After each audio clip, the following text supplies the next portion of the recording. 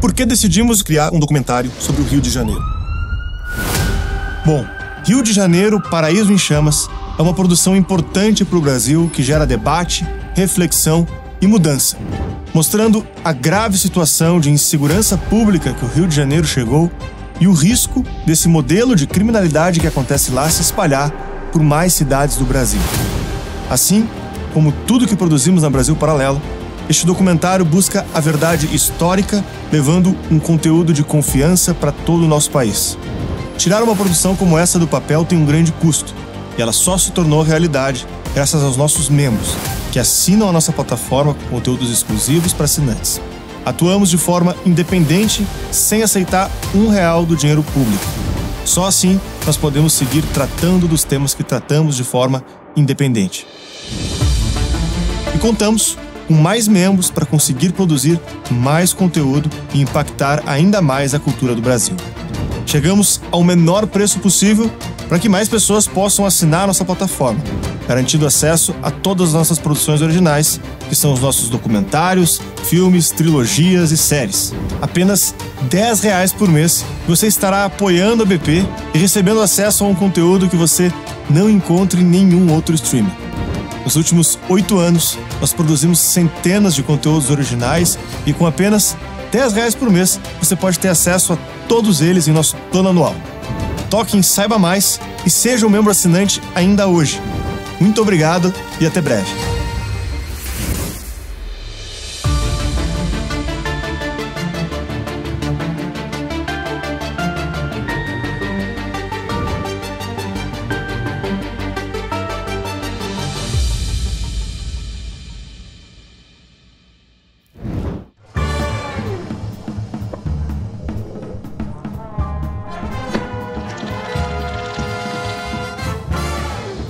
Começa mais um Conversa Paralela, o seu podcast da Brasil Paralelo. Boa noite, meu querido Arthur. Muito boa noite, Lara Brenner. Como é que você tá? Tô ótima. Você tá elegante desse jeito? Por quê? Me conta. Papo que é elegante. O nosso papo é elegante. Papo sobre empreendedorismo. Não qualquer empreendedorismo, sob a ótica feminina. Muito legal. E com quem que a gente legal. tá aqui hoje? Com duas personalidades maravilhosas, as duas plenas, calmas, tão cheias de coisa para dividir conosco.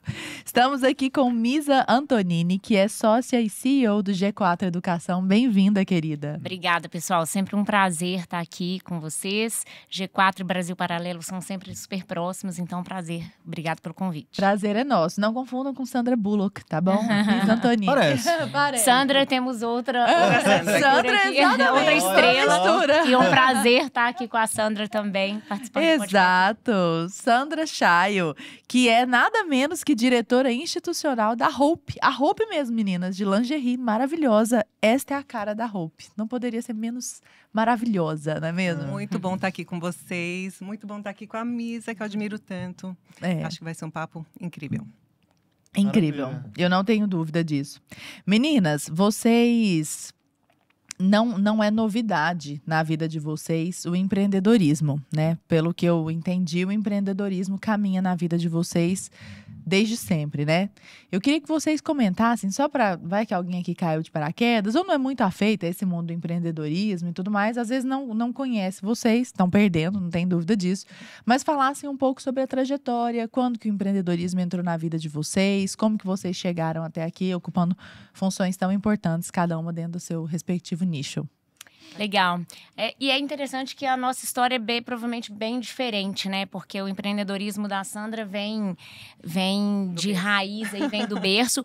O meu também, curiosamente, porque os meus pais sempre foram empreendedores, mas os negócios que eu toquei ao longo da minha vida não vieram da minha família, né? Então eu cresci vendo meus pais sendo empreendedores. Eu e meu irmão, nós somos as crianças que panfletaram na frente do clube para o curso de inglês dos meus pais. Olha. Então eu já via meus pais com essa veia empreendedora e de trabalho duro desde cedo. Só que a minha história pessoal e profissional com empreendedorismo diretamente, ela começou na Singu, Quando eu voltei, eu tinha passado um período sabático na França, e quando eu voltei para o Brasil, eu conheci o Thales, que tinha fundado a Singu, que era uma marketplace de serviço de beleza e bem-estar. Thales Gomes, né? Isso, Thales Gomes. Vocês se conheceram como? Só parênteses. Foi num jantar de um instituto que eu fazia parte, o IFL. Ele tava lá, foi até o Hélio Beltrão que nos apresentou. E aí a Singu tinha acabado de ser fundada há pouco tempo, ainda era empreendedorismo, era startup em 2018. Então era mato, sabe, era terreno baldio ainda, startup. E ele me apresentou o modelo, eu estava olhando o mercado, que eu tinha acabado de voltar para o Brasil. Me interessou primeiro porque eu vinha de uma trajetória eu me formei em engenharia, trabalhei em mercado financeiro, depois o Grupo Pão de Açúcar, então é uma empresa muito grande, muito hierarquizada, burocratizada. E eu queria ter um pouco dessa proximidade mais com o empreendedorismo. E o modelo de negócio da Singu, ele era muito interessante porque muito se fala de empreendedorismo feminino, empoderamento da mulher, mas no fim do dia, empoderamento feminino é dinheiro no bolso das mulheres para elas fazerem o que elas quiserem, né? Ótimo e a melhor ponto. forma para você colocar dinheiro no bolso das mulheres é oferecendo trabalho. Então, a partir do momento que o modelo de negócio da Singu era uma marketplace, era basicamente o Uber da beleza, resumindo bem em um tweet. Então, elas se cadastravam na plataforma e podiam prestar serviço na casa dos clientes. A gente levava o serviço na casa dos clientes. E o modelo de negócio, por ser uma empresa de tecnologia, remunerava elas muito melhor do que um salão de beleza. Que é um modelo um pouco mais arcaico, que a profissional é a parte mais enfraquecida da relação econômica ali. E os custos são muito altos também. Custo muito alto, você tem uma sazonalidade muito clara, porque salão de beleza de segunda a quinta é vazio. Aí sexta e sábado elas ganham dinheiro, domingo é fechado. Então você realmente empoderava as profissionais para montar a sua própria agenda e fazer a receita que elas quiserem naquele mês. Sem falar, olha, você só pode trabalhar 8 horas, carteira assinada, vem aqui, trabalha desse jeito. É a liberdade, né? A beleza da liberdade de escolha. Então, me interessou muito o modelo de negócio, eu fui para a Singu. Em 2020, a gente vendeu a empresa para a Natura. Em 2022, durante 2020 a 2022, a gente fez o período de handover, né, de entrega da empresa para a Natura. E o G4 já tinha nascido nesse interim. O Thales também tinha fundado, junto com o Alfredo e o Nardon. E em 2022, quando eu terminei de entregar a empresa para a Natura como CEO, eu vim para o G4 como CFO. Também conversando, já conheci o Thales, a gente já era sócio há muito tempo. Conheci o Alfredo e o Nardon também um pouco mais próximo. E eu vim para o G4, que também tem outra missão muito importante quando a gente pensa em mudar uma sociedade, né? Porque, de novo, não vai ser governo X, governo Y, assistencialismo que vai mudar uma sociedade, a geração de emprego. E o G4, uma das nossas metas de mercado, você conhece, é gerar 1 milhão de empregos até 2030. E por que essa meta, que aparentemente não é tão objetiva financeira? A gente tem a meta financeira da empresa, mas a gente tem essa de mercado. Porque, primeiro, demonstra esse nosso posicionamento de que é isso que vai mudar uma sociedade, é você gerar emprego. Compromisso também, né? É lógico que se eu estou gerando 1 milhão de empregos, se você pega uma média de família aí de 3 a 4 pessoas, se eu gerei 1 milhão de empregos, quer dizer que eu ajudei 3 a 4 milhões de pessoas a consumir melhor educação, melhor saúde, viajar mais, trocar de carro. Não importa, eles vão fazer o que eles quiserem com essa ascensão financeira. O ponto foi através do emprego, e os nossos alunos, nossos membros são empresários, são geradores de emprego, que a gente vai conseguir mudar uma sociedade. Então, tanto o Singu quanto o G4, enquanto empreendedorismo, eles traziam para mim, pessoalmente falando, uma missão de um posicionamento de valores também, né? Tanto o Singu pensando nas profissionais de beleza, e toda uma faixa social que isso conota, quanto G4, cujos nossos alunos, o nosso público-alvo são empresários. Então, em uma sociedade que olha empresário como capitalista malvadão, dentro do G4 eles sempre serão heróis enaltecidos, porque a gente, né, nós aqui, empresários, empreendedores, vocês, quanto o Brasil Paralelo também, que tá todo dia tomando soco na cara, né? Tendo todas as externalidades, todos os desafios que é empreender, ainda mais num país como o nosso. Empreender apesar do Estado, né? Exato. Então, somos nós que somos os heróis, porque é nós que movimentamos a sociedade, nós que geramos empregos, nunca os outros. Se tem um eu contra eles que tem que existir, é isso, né? Somos nós, sociedade, contra burocratas. Enquanto eles tentam fazer o nosso contra eles a nível mais micro, né? E é isso, é aí que não funciona.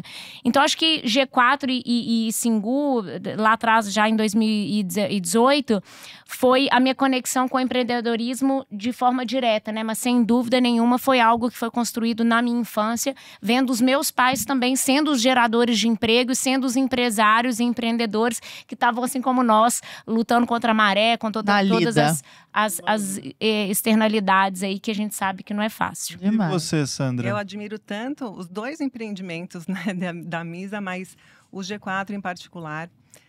Começou por causa da minha amizade com o Thales, mas hoje eu sou mentora, falo com muito orgulho, sou mentora do G4. Que legal. E sou muito próxima, porque eu justamente me identifico muito com o propósito do G4. Parabéns, Misa, adorei. E a sua trajetória é diferente, né? Um pouquinho diferente. Como é que foi? Então, eu nasci praticamente numa fábrica de lingeries.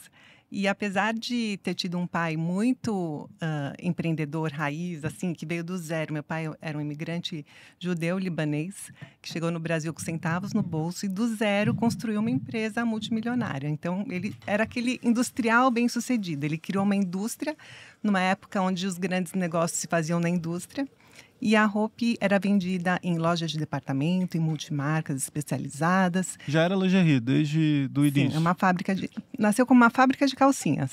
Com o nome de Hope porque era a grande esperança dele de fazer um negócio que desse certo. Que legal. Bonito, né? Eu me lembro que o preço das peças eram R$3, uma coisa assim, não era?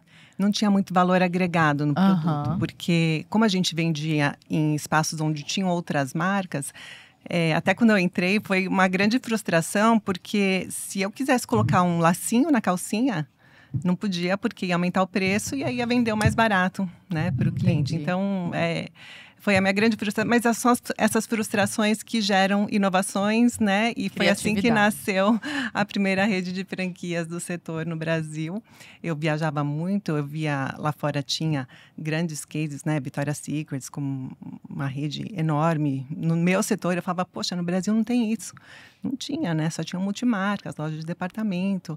E aí eu falei, então vamos fazer no Brasil. Eu vou transformar. Eu enxerguei em algum momento na minha trajetória. Eu nunca fui criada, sabe, para assumir os negócios da família.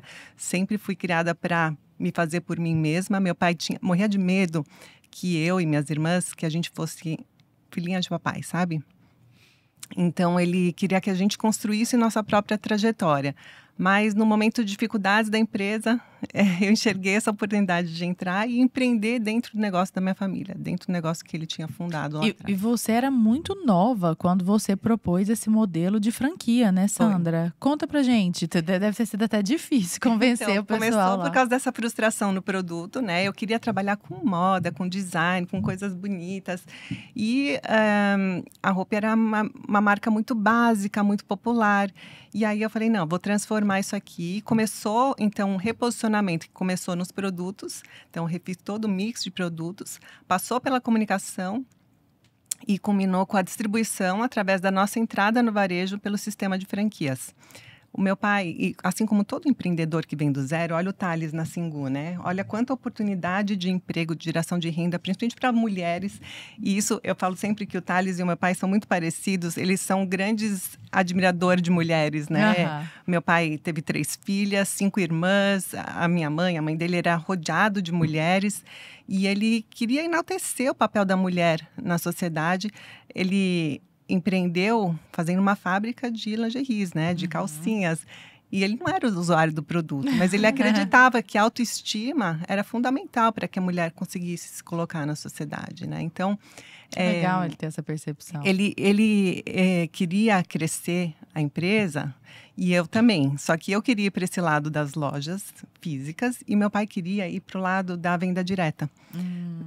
Do porta a porta, sabe? Desse tipo de venda, tipo Avon, Natura. Sim, sim. Que é um jeito de fazer com que mulheres, principalmente mães, chefes de família, tenham ou uma segunda renda ou muitas delas é a sua renda principal através desse trabalho.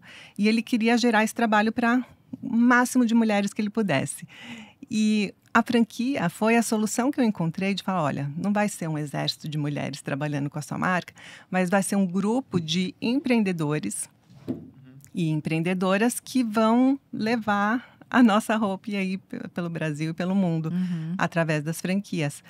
Porque eu podia ter sugerido uma rede própria na época. A gente tinha capital para isso, tinha como crescer com uma rede própria de varejo. Mas a franquia, achei que foi a solução perfeita por causa de oferecer essa oportunidade de outros empreendedores viverem do mesmo sonho de esperança São que a gente quantas tinha. lojas? Eu ia perguntar isso agora. Hoje são mais de 300. Mais de 300 lojas. Sim, mais de 300 lojas. Esse ano a gente vai inaugurar Brasil 100. todo.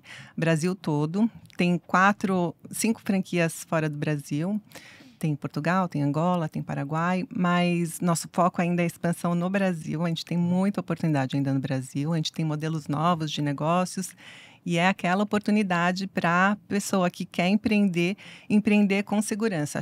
Eu acredito muito no modelo de franquia, sabe? Por causa disso. É você empreender com garantia de sucesso, porque 50% vai do trabalho, todos os processos, o produto, toda a pesquisa que a gente tem acesso, enfim, o nosso volume, tecnologias e, enfim, todo o sistema está pronto para que você empreenda com menos risco.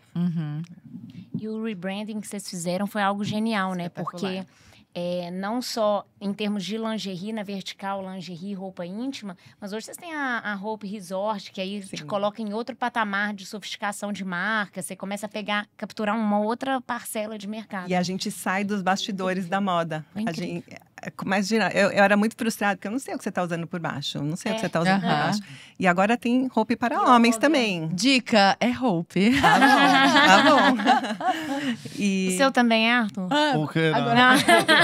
Agora tem roupa para homens. Não é. Se você ainda não é cliente, vou te mandar. E eu já te falei que eu vou te mandar. Aceito de bom grado, Mas, que alegria. É genial mesmo. É um jeito de sair dos bastidores da moda e ir para moda exterior mesmo. E o brasileiro é mais casual, né? A gente é mais casual. Então, a moda fitness que a gente faz com a Hope Resort e a moda praia, que não é só para praia, para os momentos ao sol, mas para uma moda para você viver a sua vida. Não é só para academia, é para você viver a sua vida. E você pode também ter um estilo de vida ativo. Nossa, incrível. Genial. Misa, você falou um negócio num podcast que foi uma frase rapidinha. Ela foi dita até baixinha, mas eu falei, anotei. Vamos ver. Você já é sócia do Thales já há muito tempo e entrou ali no G4 com o Alfredo Bruno, quer dizer, são 3 homens, e você tem até uma foto muito legal fixada no seu Instagram, que são vocês 4 de costas, eles grandões, né? E você pequenininha, toda delicada e tudo mais. Só que na hora que precisa arrumar a casa, eles chamam você. Como que é isso? O que é isso de na hora que precisa arrumar a casa, eles chamam você? E por que você? Não qualquer um deles ou qualquer uma outra pessoa? É legal. Assim, minha vida inteira eu fui desse tamanho, proporcionalmente, como vocês podem imaginar. Então, de fato, eu nunca me foquei no que seriam as dificuldades vinculadas a isso. Eu sempre compensei com capacitação, com capacidade técnica. Então, é o que você falou, numa foto que você tem lá 3 homens grandes, para mim isso é irrelevante, eu nem percebo.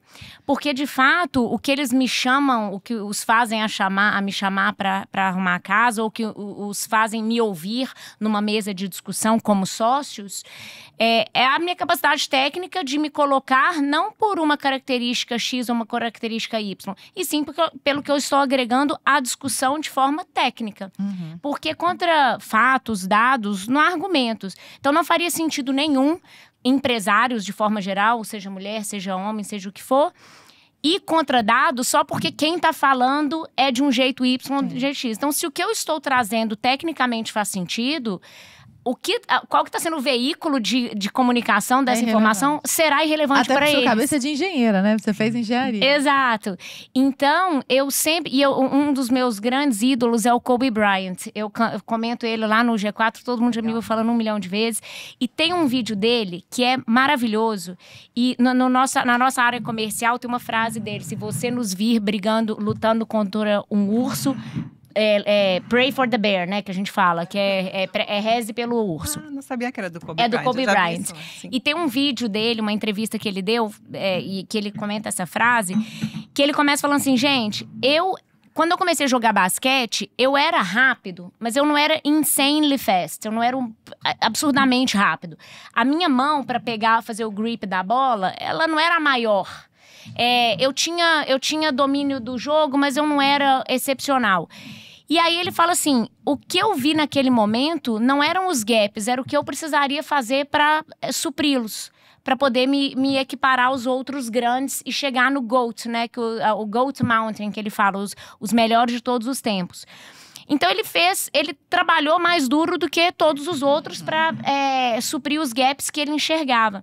Então, ao longo da minha história, desde uma engenharia que eu entrei, que também é um mercado que, em teoria, tem mais homem do que mulher, depois eu fui para mercado financeiro, varejo. A Singu foi a empresa que mais tinha mulher que eu trabalhei na vida, porque como a gente lidava com as profissionais de beleza, tirando o Dev, que era uma empresa de tecnologia, então tinha muito desenvolvedor, as meninas da operação, as próprias profissionais de beleza, elas são majoritariamente mulheres, né? Então, eu nunca me apeguei a essas características objetivas. Eu sempre me apeguei ao fato de que eu precisaria ser a melhor da sala sempre.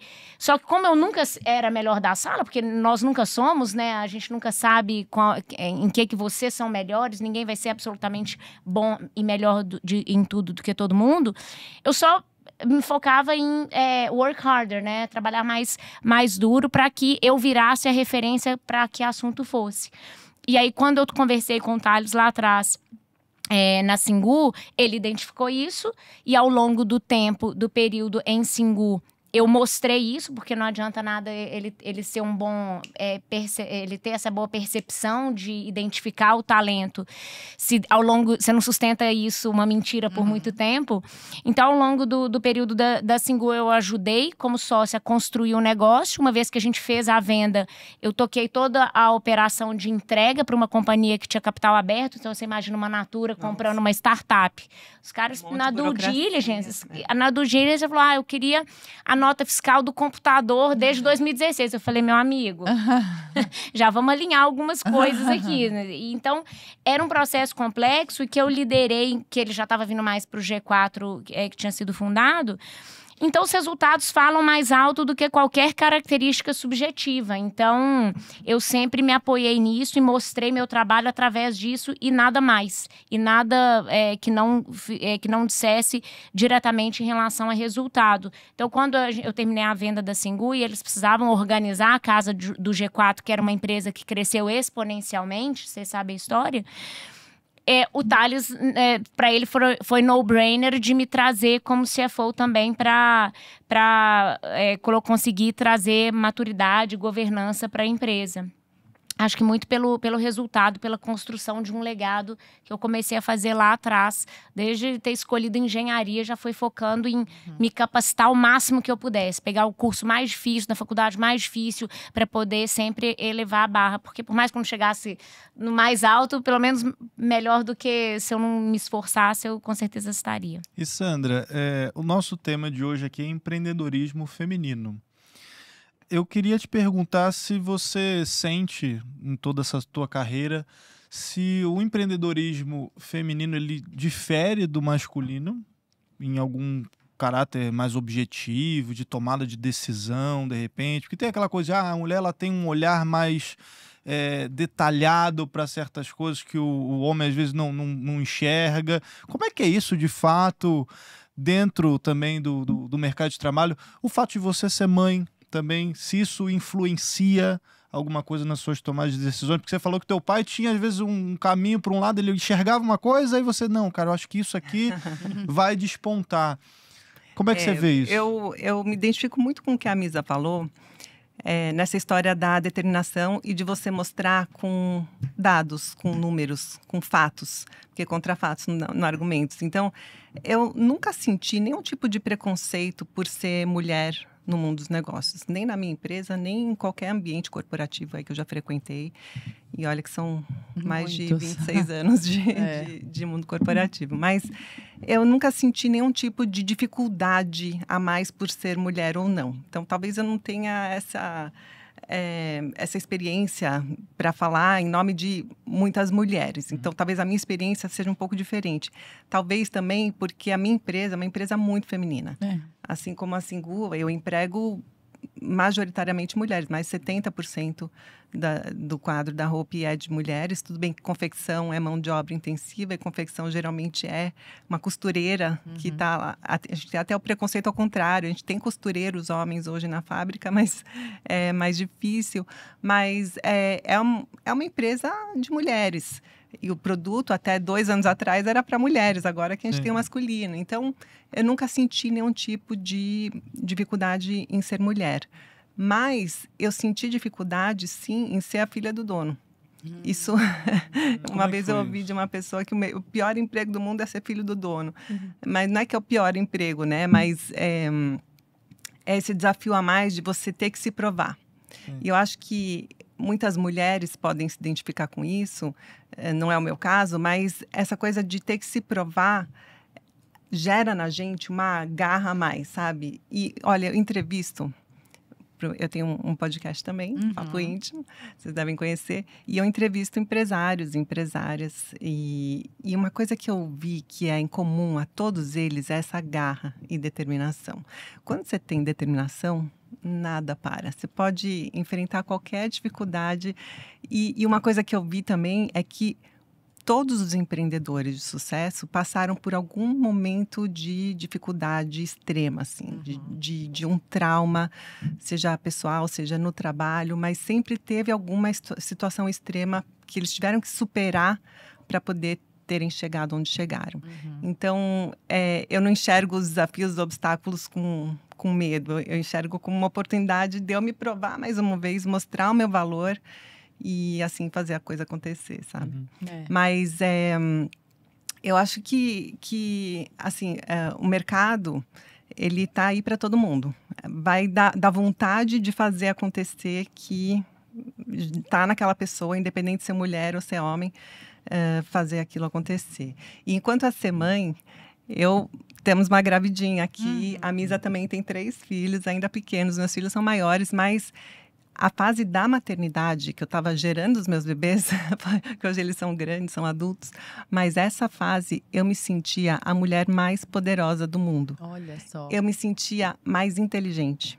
Mais capaz. Mais rápida, mais Eficiente, capaz. sem dúvida. Não é? Gestão você de não tempo. sentia assim também? Eu sou daquele tipo de empresária que estimula os meus funcionários, minhas funcionárias a ter filho. Porque eu acho que a gente vira uma leoa, assim. Não sei se você se sente assim. Mas parece que eu tomava, na época nem existia, tá? Mas parecia que eu tomava aqueles remédios de hiperfoco. Ritalina. Tipo isso.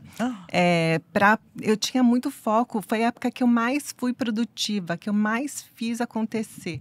E então, se eu pudesse, assim, dar um conselho para as mulheres que estão ouvindo a gente aqui, tenha filhos, porque você vai ver, não tem poder maior no mundo. Se eu posso gerar uma vida, eu posso qualquer coisa. Não, isso é tão interessante que você está falando. Eu demorei para ter filho, né? Eu tive minha filhinha, eu já tinha quase 35 anos. Agora vou ter o Antônio, eu tô com 36. E eu passei a trabalhar metade do tempo. Literalmente a metade do tempo. Adivinha se a produção diminuiu um pouquinho? Não diminuiu nada. O que significa que a produtividade é literalmente o dobro. E outra, quanto mais a gente faz, mais a gente consegue fazer. Você não sente isso? Exatamente. Frase, se você quer uma coisa feita, dê para alguém ocupado. Exatamente isso. Exatamente. Não, e eu sou horrível para gerir tempo. Meu temperamento é um temperamento meio badernado. Mas depois que entra filho na vida, é assim, não dá para perder 10 minutos no celular. Você não vai fazer, entendeu? Quando você não tem filho, é assim, dá para perder 10 minutos aqui, 10 aqui. Qualquer coisa você dorme um pouquinho mais tarde. Não posso dormir mais tarde, porque minha filha acorda de madrugada, entendeu? Sim. Então, assim, você passa a ser, meio Mulher Maravilha mesmo, né? Você fica mais seletivo com os sims que você dá, né? Porque cada sim que você tá dando é um não que você tá dando para várias outras coisas, né? E isso nem estava pautado, mas agora trazendo à tona, vocês veem que isso porque vocês duas são casadas, vocês veem que isso acaba estimulando o parceiro também? Parece que o parceiro entra na mesma tônica. Só não tem como ele fugir muito disso, né? Sem dúvida. Lá em casa, a gente brinca que de manhã parece um balé sincronizado, de eu pegando café, aí ele já coloca os meninos, já pega o uniforme, porque eles são muito pequenos, né? Os meus meninos têm 6, 4 e 2. Então, são bem pequenininhos e de manhã os 3 vão para a escola. Meus meninos vão para a escola pro berçário com 4 meses. Eles já iam para o berçário, os 3. Eu não tenho família aqui em São Paulo, minha família é de Minas e a família do meu marido é de fora. Então, eu tive que fazer gestão de tempo. Você falou que você é bagunçada, eu sou extremamente organizada. Se eu vou na padaria, eu coloco lá na minha agenda 15 minutos, porque é 7 para ir, 7 para voltar, 1 minuto para pegar o pão, passar o cartão. Você entendeu? Eu sou muito criteriosa, porque como o tempo é escasso e tem muita demanda, seja da empresa, de 3 filhos, minha pessoal, né, de autocuidado, do meu marido, que também a gente tem que colocar o casamento em primeiro lugar. Então, se eu não for diligente com a minha agenda e com os sims que eu dou, obviamente não vai se sustentar, né? Então, eu me tornei muito mais eficiente, muito mais criteriosa, muito mais organizada. Eu priorizo muito melhor. Então, assim, isso para mim faz toda a diferença. O fato que eu sou metódica e eu consigo usar as ferramentas muito para organizar meu tempo. Porque senão 3 pediatras, 3 escolas, 360 crianças na empresa, mais os sócios que são 3 filhos, entendeu? Então, começa a ter muito prato para você equilibrar. Se você não tem os seus frameworks ali, sua metodologia de gestão de tempo e atividade, alguma coisa vai colapsar invariavelmente. Então, eu sou o oposto. Eu sou super diligente, assim, com o que eu tenho que fazer, onde eu tenho que estar. Filho só potencializou isso, Exato, né? sem dúvida. Mas eu acho que casamento é uma parceria, né? E a gente pega... Eu vou fazer 30 anos de casada. Assim, nossa, que espetáculo. E a gente vai pegar... Meu marido é assim... Ele é muito melhor de gestão de tempo do que eu. E aí eu vou aprendendo com ele. Então, nessa fase que a gente tem que ser mais produtiva, eu acho que eu peguei muito dele, assim. Se bem que ele trabalhava bastante também, mas ele me fez com que eu tivesse mais disciplina. Principalmente disciplina para poder organizar as coisas e dar conta de tudo. Né? Meu marido também me ajuda muito. Também ajuda. Essa muito questão do marido, eu já queria entrar um pouquinho num bloco família, só para fazer uma pergunta, porque eu acho que o pessoal de casa já deve estar se questionando. Como é que é? Porque depois eu quero falar de filho também, que já está aqui na nossa pauta. Mas com relação ao marido, como é que é para o marido de vocês essa questão de vocês serem CEOs e trabalharem pra caramba e estarem... Porque a posição ali de CEO demanda um tempo, um penso maior, né? Muita gente que está abaixo de vocês, são várias famílias... que vocês têm essa responsabilidade em cima dessas famílias, às vezes precisa ficar até mais tarde. Como é que vocês conseguem conciliar essa vida forte aí de CEO com a questão da casa, do matrimônio, por exemplo? Vamos falar do matrimônio primeiro. Como é que é? Eu tive a sorte, eu tenho um marido que sempre me apoiou muito a vida toda. Desde que eu casei, desde que a gente namorava, eu nunca ia ser feliz e completa sem construir minha família e sem trabalhar e ser realizada no meu trabalho. Eu poderia não trabalhar, tá? Mas eu optei por vocação. Isso. E não só... virou minha missão de vida. E ele entendeu isso. E ele não só respeita, como ele também me apoia e me ajuda bastante. Eu tenho uma grande dificuldade com essa exposição toda, que hoje em dia todos nós temos que ter, né? Quem está no mercado de trabalho, a gente ensina isso no G4, né, Misa? A gente tem que se mostrar, a gente tem que produzir conteúdo para a internet, porque... Mas vocês são bem discretos com relação à vida pessoal, assim... mas... A vida profissional vocês estão... Mas só de eu ter um Instagram aberto, já foi uma grande já é uma vitória. E aí, quando eu comecei com isso, muitas críticas, né? Quando eu comecei a me expor, para mostrar quem estava por trás da minha empresa. Essa foi minha principal motivação, né? Críticas de quem? De onde vieram? Não, de todo mundo, do mercado, até de familiares. E, né, para quê? Você não precisa disso, tal, mas preciso sim, eu preciso mostrar o que eu faço, porque as pessoas se identificam comigo, com meus valores, que eu não sou perfeita, com os meus defeitos. E isso conecta as pessoas e vão fazer com que as pessoas não só consumam mais os meus produtos, queiram trabalhar na minha empresa, queiram abrir uma franquia da minha marca. Então, visto que isso é importante, eu vou continuar assim, e é um caminho que eu acho que eu tenho que trilhar. Ele não só respeitava isso, como também me apoiava, me ajudava. Ele faz minhas fotos. Ah, que legal. E agora ele tem um quadro comigo toda quarta-feira. É muito legal, porque ele trabalha no mercado financeiro. É super.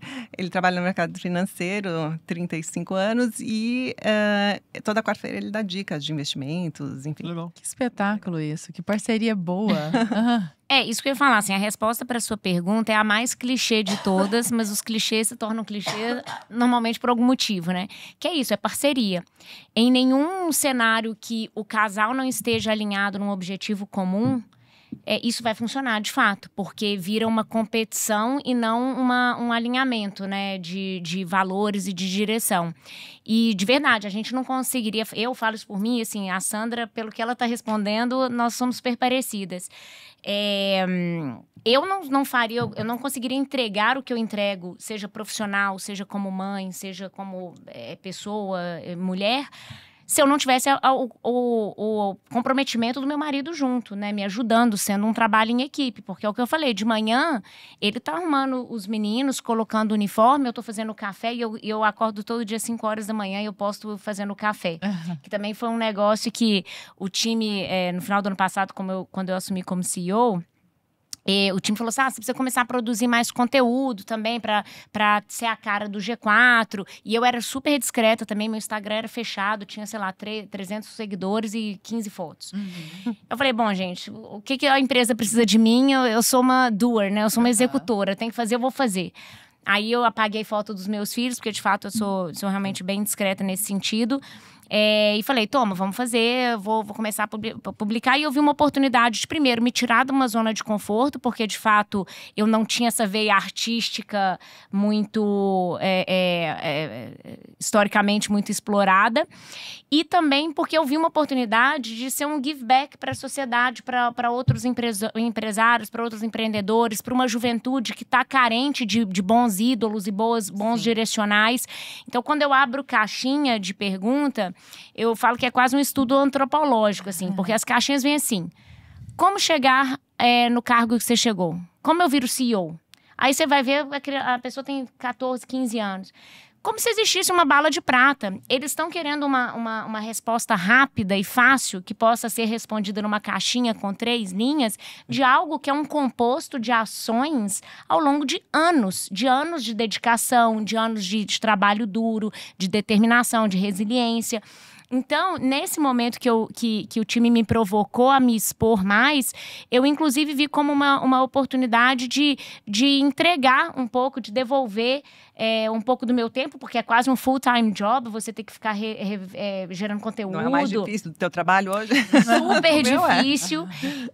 Não, e criar conteúdo é difícil porque, ainda mais story, aí você posta, amanhã acabou. Mas tem que criar é uma mais loucura. amanhã. E eu posto 5 horas da manhã o café, às vezes eu vou terminar meu dia 11 horas da noite, eu falo, gente, eu fiz 1 milhão de reuniões, parece que eu não passei trabalhei, material, né? Parece que eu não fiz nada. E eu não postei nada. E a galera só viu o café. Aí eu tomou falo, café hoje. Não exato. Aí eu falo, nossa, aí vai vir outro café 5 horas da manhã, parece que eu não fiz nada in between, sabe? Mas o café é belíssimo. Então, mas é porque... e aí eu vi isso como uma oportunidade de me forçar como algo a construir mesmo para uma juventude que está carente das pessoas mostrando que não é fácil, não vai ser uma bala de prata, uma resposta de caixinha, pessoal. São anos de trabalho duro, de acordar cedo, dormir tarde, trabalhar mais do que a média, se esforçar, não vai ser fácil. Então, isso foi um esforço quase pessoal. E, de novo, tudo volta a ter uma parceria dentro de casa. Porque com 3 filhos, CEO de uma empresa, executivo de forma geral, se eu não tivesse alguém do meu lado que consegue me apoiar, como você comentou, assim como eu a ele, porque também os nossos maridos têm os seus trabalhos, os seus projetos individuais e pessoais, tem que ser um trabalho, de fato, de mão dupla, né? Caso contrário, não vai sustentar para nenhum dos dois. E você entrou nessa questão, eu quero até chamar para isso, nós sabemos que hoje no Brasil nós não temos praticamente nada de empreendedorismo dentro das escolas, salvo raríssimas exceções. E, não tenho falando mal, né? Exatamente. Mas a exceção só comprova a regra, né? Algumas escolas aqui em São Paulo, em grandes centros urbanos, trabalham com esse estímulo ao empreendedorismo, ou pelo menos essa apresentação do mundo do empreendedorismo para criança e para adolescente, porque na maioria das vezes a gente termina sabendo um bocado de coisa inútil e não sabe fazer um imposto de renda, não sabe como é que abre uma empresa, não sabe nada de útil. E... Fórmula de Bhaskara eu sei até hoje. Tá vendo? Então me fala, Arthur. Conta pra mim. Eu já esqueci agora. Mas, tá vendo? Você vê que realmente não são coisas aplicáveis no dia a dia, né? Coisa que o empreendedorismo, por exemplo, seria. Mas eu vejo em vocês, assim, abrindo essa porta ali nas redes sociais, uma possibilidade muito grande de mostrar essa perspectiva que até então era muito discreta na vida de vocês, né? E agora trazendo isso para os filhos de vocês. Você disse que o seu pai não te estimulou, né, Sandra? Assim, diretamente, né? E vocês estão à frente de verdadeiros, assim, acho que não é exagero falar, verdadeiros impérios. Talvez o da Sandra caiba ainda mais, porque é capital fechado, são só as 3 sócios, não é capital aberto, né? É empresa familiar. Mas acho que também G4 também. G4. Hoje é uma coisa imperial, assim, enorme. Tanto é que a meta de 1 milhão de empregos em 10 anos é uma coisa absurda, né? Como que vocês veem esse ensino para os filhos de vocês? Porque... como que eu vou dizer isso sem ser indelicada? Eles têm tudo para ser uns Mauricinhos e Patricinhas, entendeu? Acomodados. Eles já estão recebendo tudo de mão beijada e tudo mais. Vida de herdeiro, né? Sim, daria para seguir essa vida de herdeiro se eles não fossem bem educados. E eu tenho certeza de que o caminho que vocês estão trilhando não é esse caminho de deixar os meninos serem assim. Como que vocês agem no dia a dia para trazer essa perspectiva para eles? Vai lá, Misa. Eu tenho bastante essa preocupação. Obviamente, eu e meu marido, a gente conversa bastante disso. E primeiro, é liderar pelo exemplo, né? Assim como a gente faz na empresa, a gente tem que fazer dentro de casa com os nossos filhos. Então, é mostrar o valor do dinheiro e o valor do trabalho que trouxe o dinheiro, que trouxe o conforto. Claro que, do mesmo jeito que eu comentei que na minha infância eu tive que panfletar na porta do clube, provavelmente meus filhos não vão precisar fazer esse tipo de atividade. Mas... não é só por isso que eu não consigo gerar algum tipo de percepção de escassez para eles e de esforço ao longo do tempo que consiga passar essa percepção de valor ao dinheiro, ao trabalho. Então, quando eu tenho que trabalhar fim de semana por algum motivo, quando eu vou sair, meus filhos, eles falam, por que você tá indo? Onde você vai? Eu falo, tô indo trabalhar. Mas por quê? Fica aqui com a gente. Eu explico, olha, porque mamãe tem que ajudar a gerar emprego. Eu não falo que eu trabalho porque eu preciso, né? Eu falo assim, não, porque eu preciso ganhar dinheiro, porque senão também vira um negócio muito importante. Transacional. Tem gente que fala, não, eu tenho que trabalhar, levar para um lado negativo, e aí o trauma que vai ficar na criança, né? Minha mãe fica longe da gente porque ela precisa fazer isso. Exato, então eu sempre tento associar, a mamãe precisa trabalhar, eu trabalho gerando empregos. E óbvio, um menino de 1 ano não entende isso, nem de 2, nem de 3. Com 6 anos, o mais velho já começa a entender. Com 7, vai ficar um pouco mais claro. O ponto é, eu repito a mesma frase desde que ele tem 1.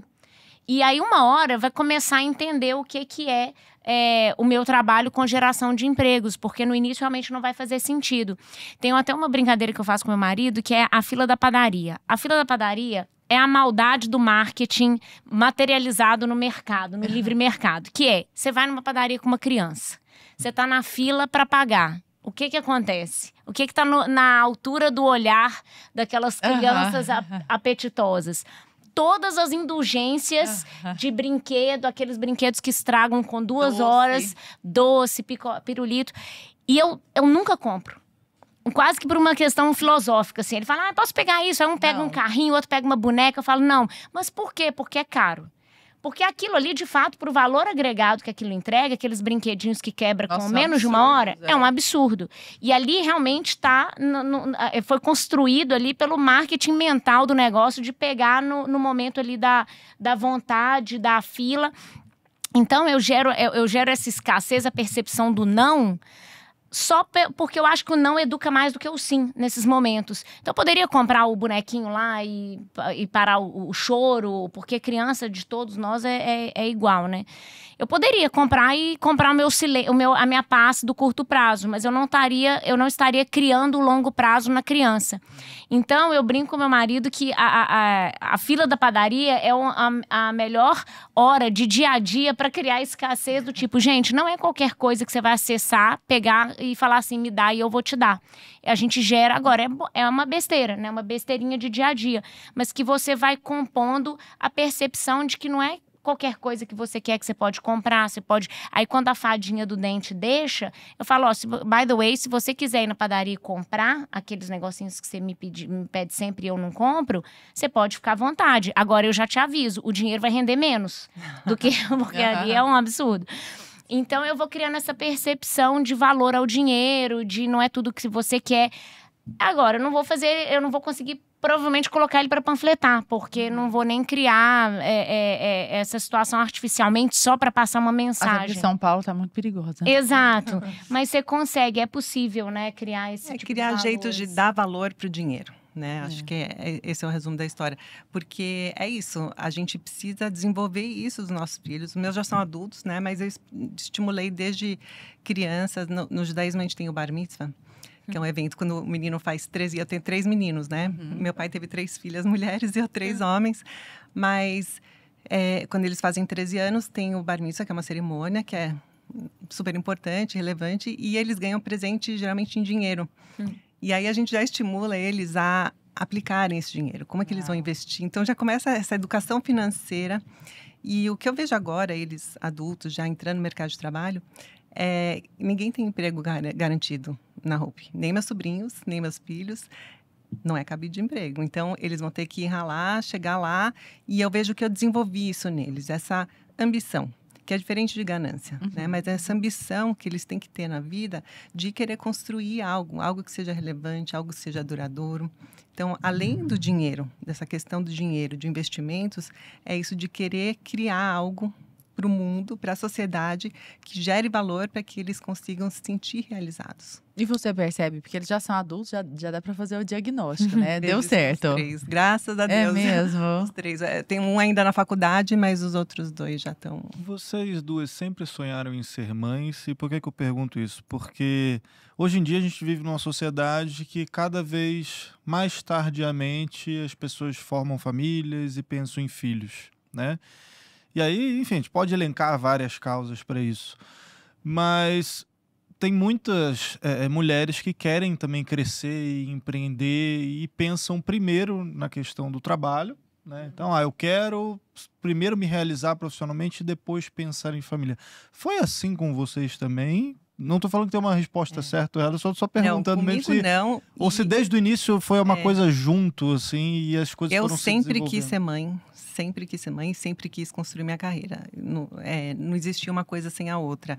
E eu estimulo as pessoas, as mulheres, a não esperar. Na verdade, é tudo, né? A gente nunca pode... Não, quando eu chegar em tal lugar, aí eu vou fazer eu vou poder ter um filho. Você não vai... Tanto que você teve novíssima, né, Eu tive Sandra? super nova e não me arrependo. É aquilo. Quanto mais a gente faz, mais a gente consegue fazer. A gente dá conta, sim.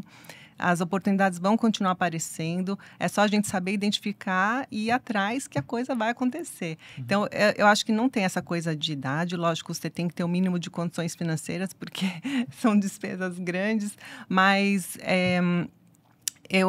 assim, as mulheres que esperam estar mais estáveis nas suas carreiras, acabam perdendo um prazo, porque a gente tem um relógio biológico. Não adianta a gente negar, porque a gente tem. E a qualidade, você foi mãe mais tarde. Talvez tenha tido mais dificuldades para engravidar. Ou não, biologia não é exatas, né? Então, não tem como generalizar. Mais de 2 anos. E aí, isso acaba podendo frustrar e te prejudicar mais nas suas outras atividades, na carreira, do que se você fosse mais nova e não tivesse que ter passado por tudo isso. Mas não é isso. Eu acho que é isso. A gente dá conta. A gente não precisa esperar uma coisa para fazer outra. E quanto mais cedo a gente começa, melhor é. Porque mais a gente mostra que pra gente mesmo, assim, que a gente pode, que a gente é capaz, que a gente consegue. Acho que tem também aquela coisa, né, Sandra, de Pô, eu sou pai também. Minha filha tem 4 anos. Depois que ela nasceu, é como se primeiro eu não lembrasse da minha vida pregressa. A vida faz mais sentido. sentido. Como se nem fizesse sentido o que eu vivi antes. Uhum. E depois é aquela coisa. Bom, tem um ser humano, depende 100% de mim aqui no mundo. Você vai dar o conta, sangue.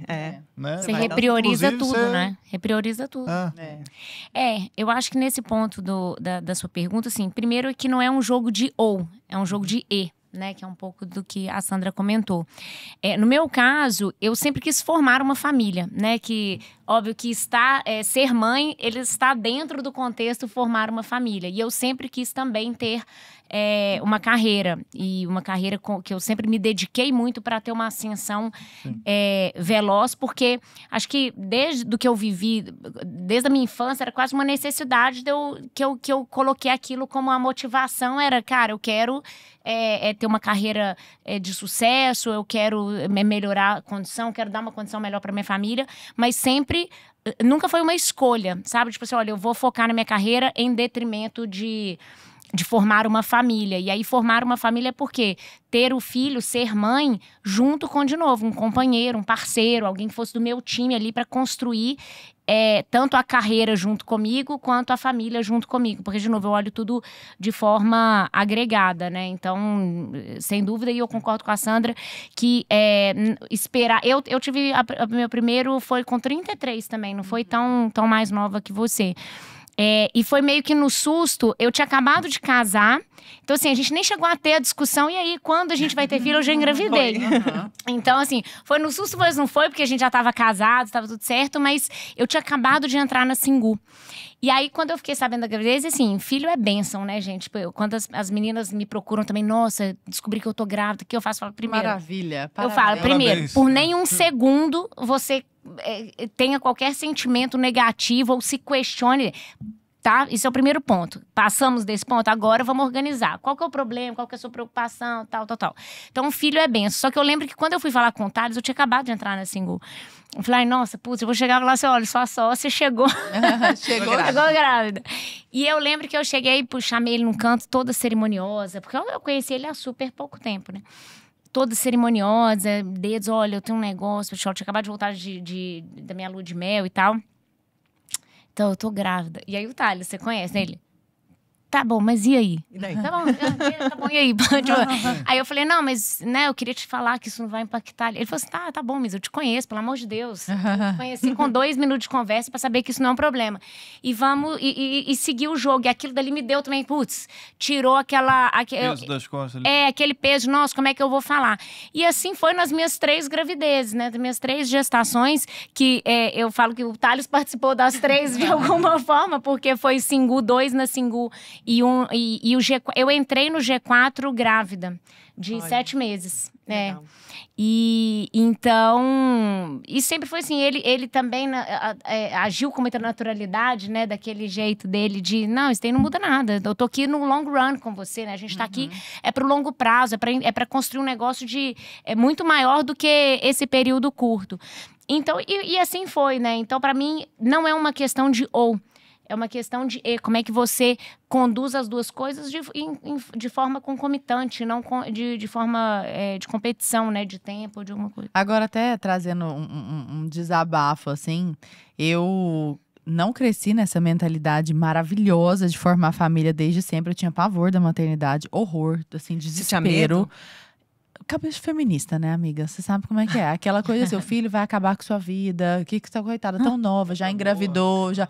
Não é nem ficar gorda, é muito pior do que isso. Bom, isso também, com certeza, né? Afligia. Mas depois eu pensei, não, gordura você perde e volta depois do corpo. Mas eu pensava que era uma forma de destruir a vida da mulher, sabe? Nossa. E aí, mudei totalmente de cabeça. Graças a Deus. Tive filho, graças a Deus. Só que eu acho esse equilibrar de pratos, eu não acho fácil. Principalmente com as crianças pequenas, porque eu sei que elas precisam muito da minha presença. É braçal, é um trabalho mais braçal. É braçal, e eu não vou ficar delegando pra babá 24 horas por dia. Não vou fazer isso, entendeu? Então, por isso que eu fico meio período ali. Por conta, eu trabalho em casa, então eu tô ali o tempo inteiro. Só que é sempre uma sensação de... eu não sei se é uma questão de gestão de expectativa, eu até quero saber de vocês passaram por isso, mas uma sensação de débito, seja de lá, seja de cá. Nasce uma mãe, nasce a culpa. Nasce a culpa, não é? E eu sei que eu estou presente, assim, ela é minha filhinha, o Antônio ainda não nasceu, não dá pra falar, né? Mas a minha filhinha é grudada comigo, é mamãe o tempo todo, e eu tô lá grudadinha com ela, então existe uma união muito grande entre nós. Só que aí, é claro, eu diminui um pouco a produtividade no trabalho. Aí, às vezes, eu acelero. Tipo, eu fiz um curso agora recentemente.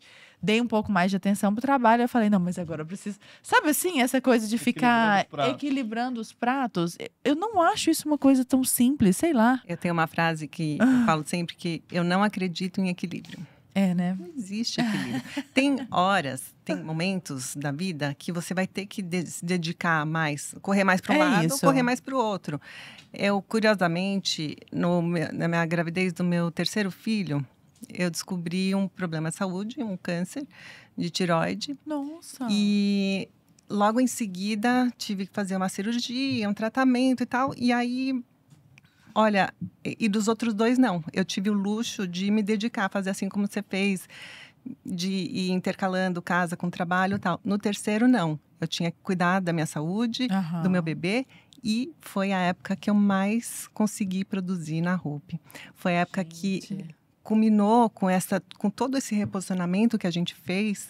A gente estava lançando um produto muito inovador, uma campanha muito inovadora, que é a linha Nude, que é aquela linha que não tem costuras, não tem elástico, no mar. Foi que foi com a Juliana Paz, ou não? Não, foi com a Daniela Sicarelli. Ah, tá. Que era uma celebridade. Aí uma celebridade numa campanha de moda, uma coisa que não se falava. Isso foi 2006, não foi? 2006. Foi super disruptiva. E olha quanta coisa eu produzi com uma baita dificuldade em casa. Então, assim, não tem... Quantas vezes eu não estava no trabalho e tive que sair correndo porque ligaram da escola, teu filho caiu, se machucou, você fica assustada. Então, não tem jeito. A gente vai ter que ir correndo daqui para lá e de lá para cá. E a gente... Mas o que importa é isso. A gente dá conta. Não precisa sentir culpado, porque eles vão crescer. Vai dar tudo certo. Vai dar tudo certo. Vocês sentem que tiveram que abrir mão de alguma coisa para focar na carreira ou não? Assim, tem uma percepção eu vou até usar a resposta dessa pergunta conectando um pouco com o ponto anterior. Em horas corridas, eu trabalho muito, tá? Assim, fico realmente... Não à toa, meus filhos vão pra escola, pro berçário em tempo integral desde bebê, assim. 4 meses, gente. Bebê nem senta direito. Mas eu consigo racionalizar isso para não sei se eu sou muito cabeça muito de engenheira, mas eu consigo racionalizar isso para ver o copo meio cheio, que é sempre voltando no exemplo, porque eu penso assim, óbvio, eu tô deixando de estar com meus filhos todos os dias, o dia inteiro, né? Então, existe uma lacuna, uma carência nesse sentido, não há sombra de dúvidas, mas eu consigo ver o ponto positivo, que é voltar no exemplo. Meus filhos vão crescer sabendo que a mãe deles... não é que eu não estava com eles porque eu estava no shopping passeando, ou que eu estava no clube, ou eu não estava com eles porque eu estava construindo algo. Eu estava gerando emprego, eu estava construindo patrimônio da família, ajudando a construir. Então, isso não diminui a tua conexão com eles. Exato. E aí, assim, eu consigo ver o lado positivo que isso vai gerar neles, que talvez hoje, realmente, enquanto criança, eles falam, putz, eu queria que minha mamãe estivesse aqui.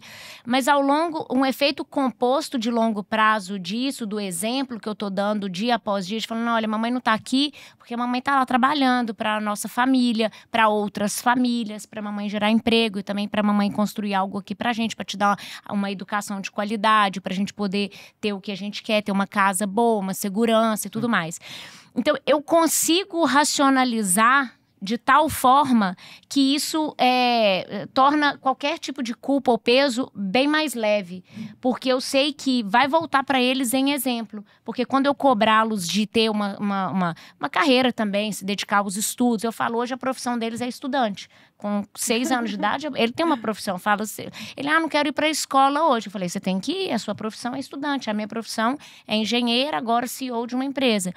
E você tem uma profissão hoje que é ser estudante para sua escola aprender e tal. Então, eu consigo enxergar valor nisso, até na ausência e eu tento reverter isso em um exemplo de perseverança e algo que vai construir. Dá sentido para essa ausência. Exato, exato. Mas sabe, Lara, você falou do pensamento feminista, de não querer ter filho. Eu respeito quem não quer ter filho. É uma opção, uma opção de mas vida. depois que a gente tem, você fala, gente, onde que eu Não é tava? uma pena? Não é uma pena? Você tá está perdendo tanto da vida. Esse relógio biológico que, quando as mulheres se dão conta disso, muitas vezes já é tarde demais. Então, ela tomou essa consciência, mas ainda estava... Graças a Deus deu tempo. Mas é isso. E assim, e tem gente que não consegue. Que quer ter filhos e que tem alguma dificuldade no organismo e que não consegue gerar esse filho. E é tão frustrante que eu sempre falo, se uma pessoa que não quer ter filhos, converse com alguém que quer e não consegue. Para dar valor, essa coisa de dar valor, sabe? A coisa do exemplo. Eu acho que é super importante, porque a vida é uma só. E o tempo passa, então... tem vezes que você não vai ter uma segunda chance. E eu acho um ponto engraçado que filho ajuda bastante também na carreira, na parte profissional, que te ajuda a relativizar algumas coisas, né? Então, outro dia, assim, tem sempre aqueles dias que você chega em casa, teve muita coisa durante o dia, muita reunião, um dia tenso. Você chega em casa um pouco overwhelmed, né? Você chega um pouco sobrecarregada ali mentalmente. E aí eu sentei para jantar com os meninos. Aí, sei lá, eu tava mais calado, que eu tava talvez refletindo, pensando no meu dia e em algum assunto específico. E meu filho falou assim, mamãe, queria te fazer uma pergunta. Aí eu levantei e falei, ele, quem que você acha que é mais rápido, o Sonic ou o Flash? Naquela hora, eu saí do corpo e falei assim, gente... olha a cabeça de uma criança, que coisa maravilhosa. Eu tô aqui pensando no assunto que teve no dia, em outro tema, o que eu vou fazer amanhã, qual reunião que eu vou...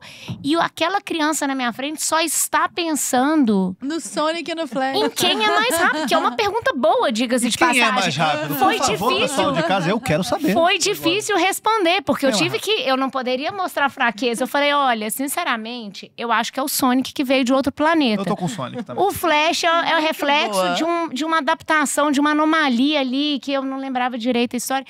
Se você é Team Sonic, você de casa tá no chat aí. Exato. Digita aí. Se você é Team Flash, você tá errado. Mas pode digitar também. E eu tive que elaborar uma resposta muito boa, diga-se de passagem. Mas o ponto é, naquele momento, me deu um estalo de relativização de que não importa o que eu tô na minha cabeça preocupando, qual reunião que eu fui, que eu deixei de ir, qual assunto que eu tenho que endereçar amanhã. A criança está em outro universo.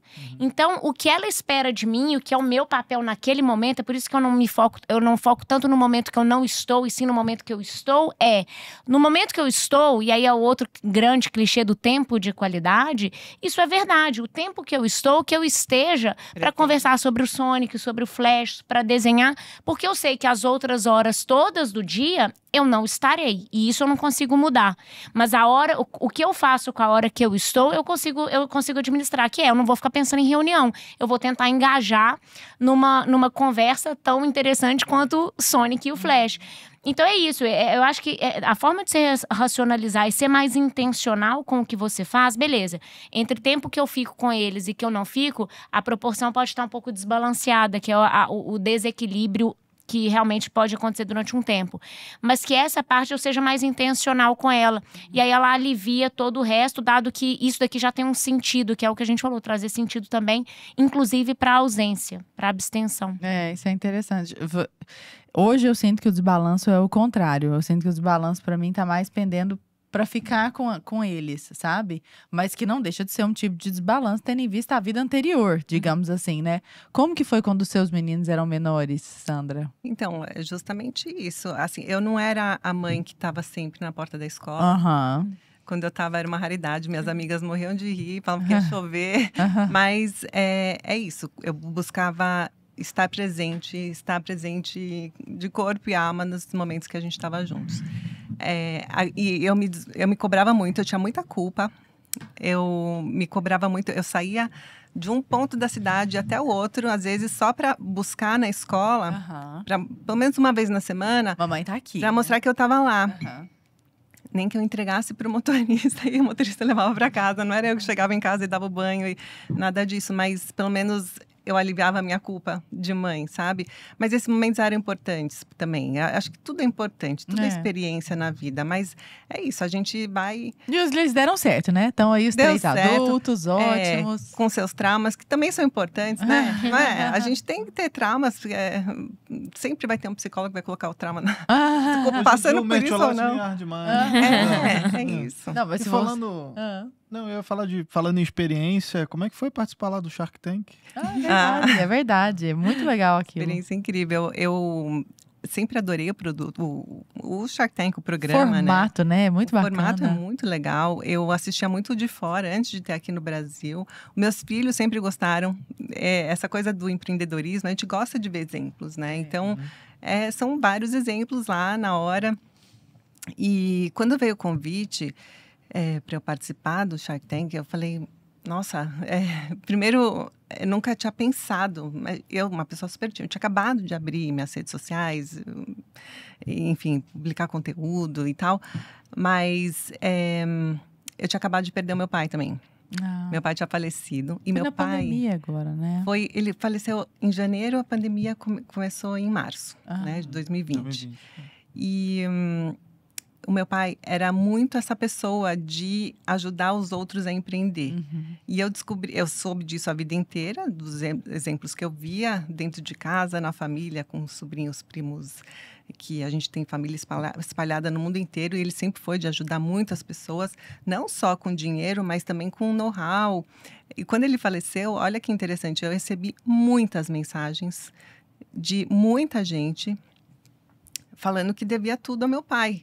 Uma pessoa, um homem do Japão, me falando que ele deve tudo ao meu pai, porque meu pai fez ele abrir uma distribuidora no Japão. Ele, sem experiência nenhuma, sem capital, sem nada, e meu pai financiou um negócio para ele abrir uma distribuidora no Japão. Caraca. Então, assim, esse é um exemplo, mas foram vários.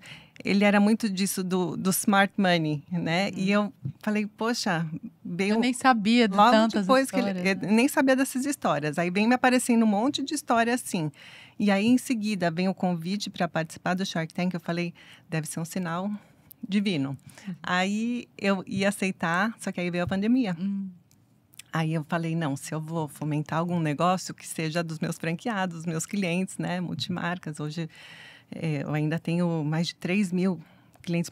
Era um mundo muito incerto, ainda não sabia como que ia ficar a questão da pandemia. A gente achava que ia ser 40 dias, lembra? Quarentena ia ser 40 dias, que ia ficar fechado o comércio. Imagina para quem está com a loja fechada. Eu falei, não, então... Por mais de 2 anos. Nossa, que por isso. Aí veio o convite de novo em 2021. Aí veio a segunda onda. Daí eu também recusei. E aí em 2022 eu aceitei. E foi uma experiência incrível, porque é um reality show. De verdade, você não sabe quem é aquele empreendedor que vai vir lá na sua frente, e cada um vem com um sonho, vem com um negócio ainda incipiente, muito pequeno, e você tem que acreditar naquele sonho e investir naquele sonho. E foi muito interessante, porque eu já fui com alguns preconceitos, né? Não preconceitos, mas com algumas coisas que eu falei, não, eu quero investir numa empresa de moda, eu quero investir numa empresa vegana, eu quero investir numa empresa... Eu já fui com alguns objetivos. Aí chega um cara lá que não tem nada a ver com isso. Exato, e tu fala, cara, me encantei. Que legal. Exatamente o que aconteceu. Porque no final das contas, o que importa é aquele ser humano que está lá à frente do negócio. É isso que vai determinar se você vai investir. Agora uns bastidores, eu não sei se você pode falar, mas sempre que, por exemplo, você pega e aperta a mão do cara lá, o cara chegou com uma proposta, eu vou vender 25% da minha companhia por R$1 milhão, sei lá. Aí você tipo, pô, tá aí, gostei, quero ser tua sócia aqui, apertou a mão do cara. Necessariamente aquilo... dá certo então, lá no final? Ou tem alguma coisa ali que, tipo... Foi uma frustração não minha. Vinga? Não, porque depois tem a diligência, tem uma série de processos, porque você tem que acreditar no que ele está falando lá. Muitas vezes ele está falando a verdade, muitas vezes pode ser que ele está... maquiando alguma coisa. Porque ele também está sob pressão, né? São poucos minutos para ele vender o peixe dele, então... Estuda uns números ali depois. Depois tem que estudar, tem que fazer a diligência e tudo, mas não é só isso. Tem muitos empreendedores que eles mesmos desistem do negócio. Você tem um prazo aí para existir, não só para pensar, mas para ver se batem as ambições. Teve um negócio que eu entrei, que eu enxerguei que ia ser o máximo. Só que as empreendedoras, até elas eram de Minas, era uma mãe e filha. Elas não queriam crescer tanto. Elas queriam crescer, mas queriam continuar regional. Não queriam vir para São Paulo, não queriam ir para o Brasil, não queriam. Eu queria abrir quiosques, e queria, né, já vim cheia das ideias. Não, a gente quer menos, sabe? Então, aí não bateu. Dos 6 negócios que eu fiz uma temporada só. E dos 6 negócios que eu fechei lá, que eu dei um fechado lá ao vivo, só um. Que continua. Caramba! Cada um por um motivo. Cada um por um motivo diferente. Teve um que todos os Sharks Mas você pode desistir depois, fecharam. assim? Tipo, Pode. eu dei ok lá, depois Pode. eu vi, não sei lá, acho que não. Não, você vê os números e você vê as intenções. É uma sociedade, né? Então, se não bate lá as ideias, você tem como tanto um lado quanto o outro podem desistir. Mas teve um que foi curioso, porque é uma empresa super bacana e todos os Sharks entraram. Só que a gente não conseguiu marcar uma reunião com todos os Sharks. Imagina a agenda de todo mundo para casar. Nossa. Então, é óbvio que não vai dar certo, né? Nossa, fiquei até curiosa pra saber que negócio era esse. De educação. Negócio de Mas educação. imagina, o cara vai lá, aí todo mundo fecha, no final das contas não dá certo. Não, mas aí foi branding pra ele de graça, né? Também tem isso. Pra ele é bom. Tem Pra ele acaba empreendedor que vai lá verdade, Se todo pela Shark marketing. quis entrar, mesmo que o negócio não saia, ele já tem esse recorte ali pra sair. É verdade. Legal. Meninas, vocês duas trabalham com perfis de negócios, embora vocês duas sejam extremamente empreendedoras, mas são negócios muito diferentes, né? A G4 ainda é capital fechado? Como é que é? Sim, 100%. Capital fechado, nesse ponto é Próprio. igual. Mas ela trabalha com produto, né? A Sandra é especializada em produto, gosta disso. A Misa trabalha com serviço, parte de educação. Aqui é modelo franqueado da Sandra, de vocês não é modelo franqueado. Vocês pretendem fazer franquia da G4? Não, a princípio não faz sentido agora, né? Nosso roadmap, não. Como que vocês veem essa multiplicidade de possibilidades de negócio, sabe? Porque eu imagino que vocês duas tenham potencial para tanta coisa que vocês poderiam ir para qualquer rumo. Por que escolher educação? E você veio da Singu, que era serviço, e foi para G4, que era serviço. Não tem nada a ver, mas pelo menos ainda é ramo de serviço, sabe? Como que vocês escolhem onde vocês vão entrar? Eu não sei você, Misa, mas eu sou do produto. Seu negócio é produto. Meu negócio é produto. Eu vejo um negócio do G4, eu já penso num produto do G4, sabe? Num produto físico. Eu não sei, acho que é uma coisa meio da cabeça. O Assim. kit onboarding dos membros, hein? O kit onboarding. Vamos fazer. Tá vendo? Então, eu avalio 2 coisas. Eu não me apego a ser necessariamente serviço ou produto. Eu acho que tem a questão do propósito. Então, é uma grande parte da minha análise, como foi para Singu, como foi para o G4, e o próprio modelo de negócio, né? Então ele tem que parar de pé, tem que fazer sentido. Caso contrário, é só uma ideia bonita, né? É uma vontade muito forte. Ele tem que parar de pé enquanto negócio para fazer sentido ele seguir enquanto negócio e eu fazer parte. Então, todas as minhas decisões que eu tomei na minha trajetória profissional foi alinhando essas 2 coisas. Cultura ou valor ou propósito de existir daquele produto ou serviço. E aí, por acaso, o Singu e G4 estavam no ramo de serviço. E realmente ser um negócio com o potencial de fazer a diferença, né? Que é o caso do G4 aí. E é isso. Como você comentou, a gente tem muitas possibilidades, né? Até mesmo enquanto o G4, todo mundo... E a gente lida com empresário e com empreendedor. Então, a chance de alguém chegar num Shark Tank com a gente toda semana ali, são os nossos alunos, né?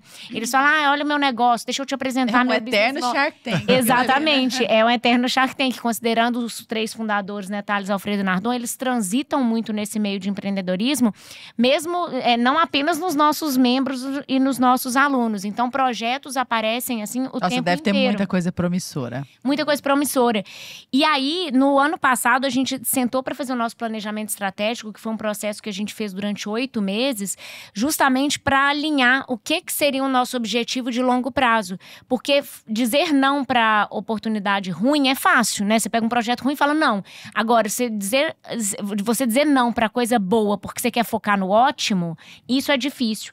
Então, cada oportunidade boa que aparecia, a gente parava para olhar, para analisar, para rodar valuation, para ver se tinha sinergia, se tinha integração. Isso toma muito tempo, né? Recurso, tempo, atenção nossa, esforço.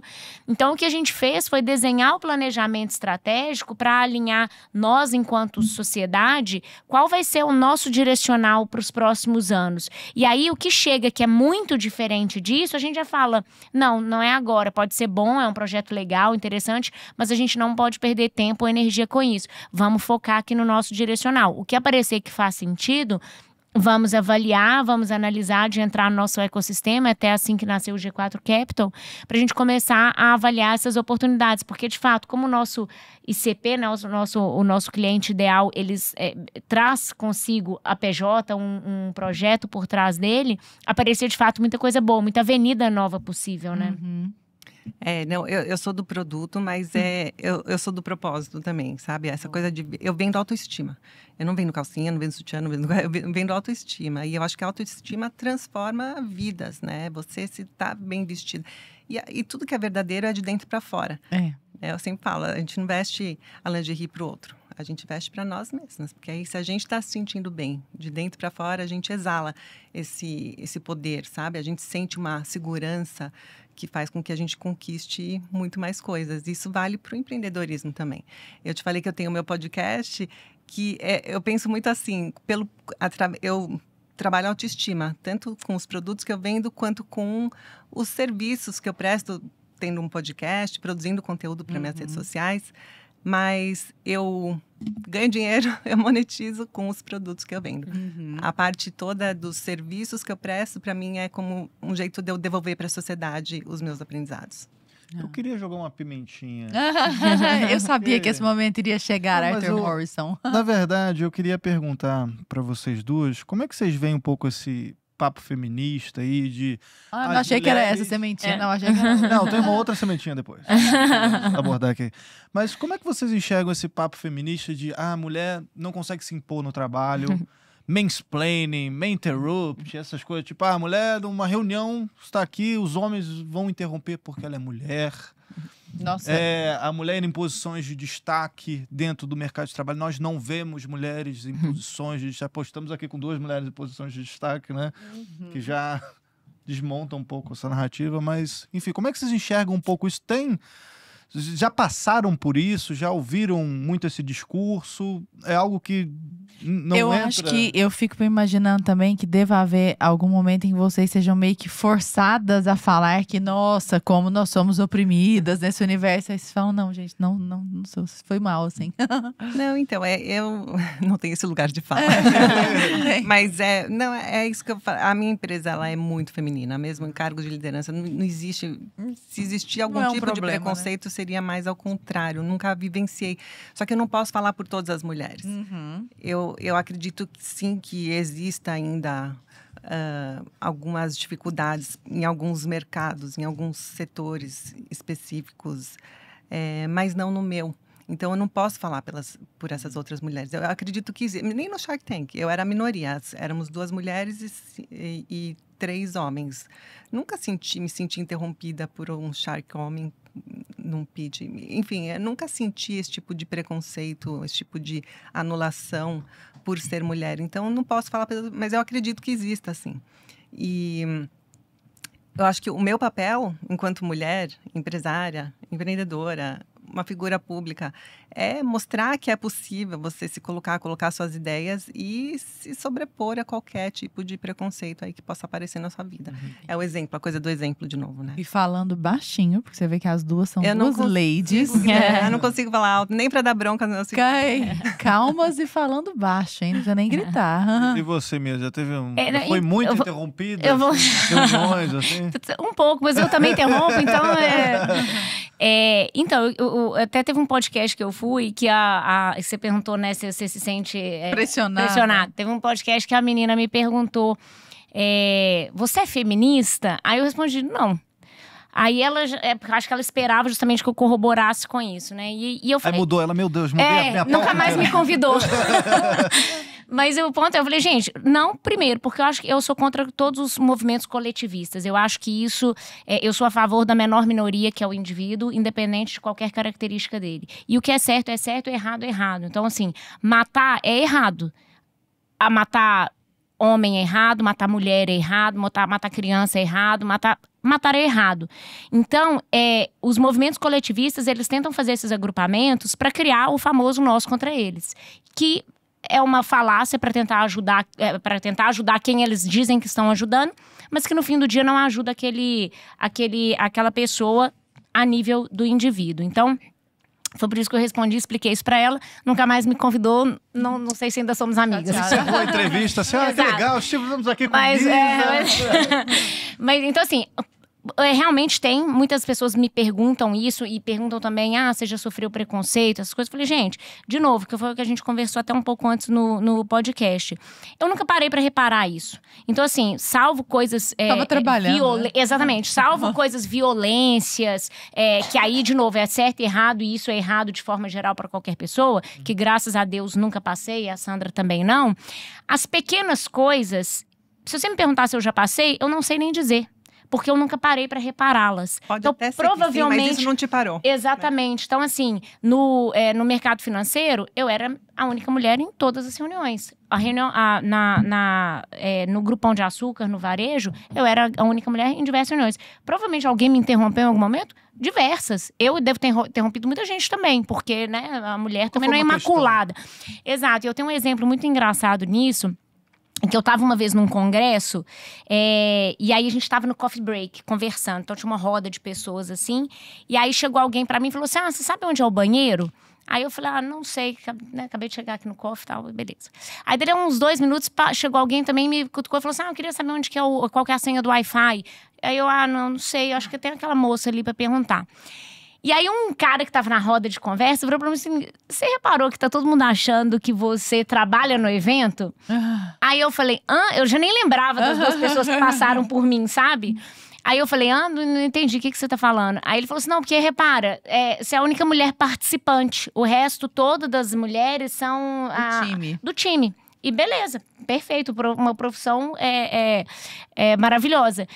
E aí ele falou, eu acho que eles estão te achando que você faz parte do grupo do time, que você tá aqui meio que recebendo a gente. Aí eu falei assim, nossa, sério? Nem tinha reparado. Mas aqui, aí eu comecei a comentar, sei lá, o negócio do evento mesmo.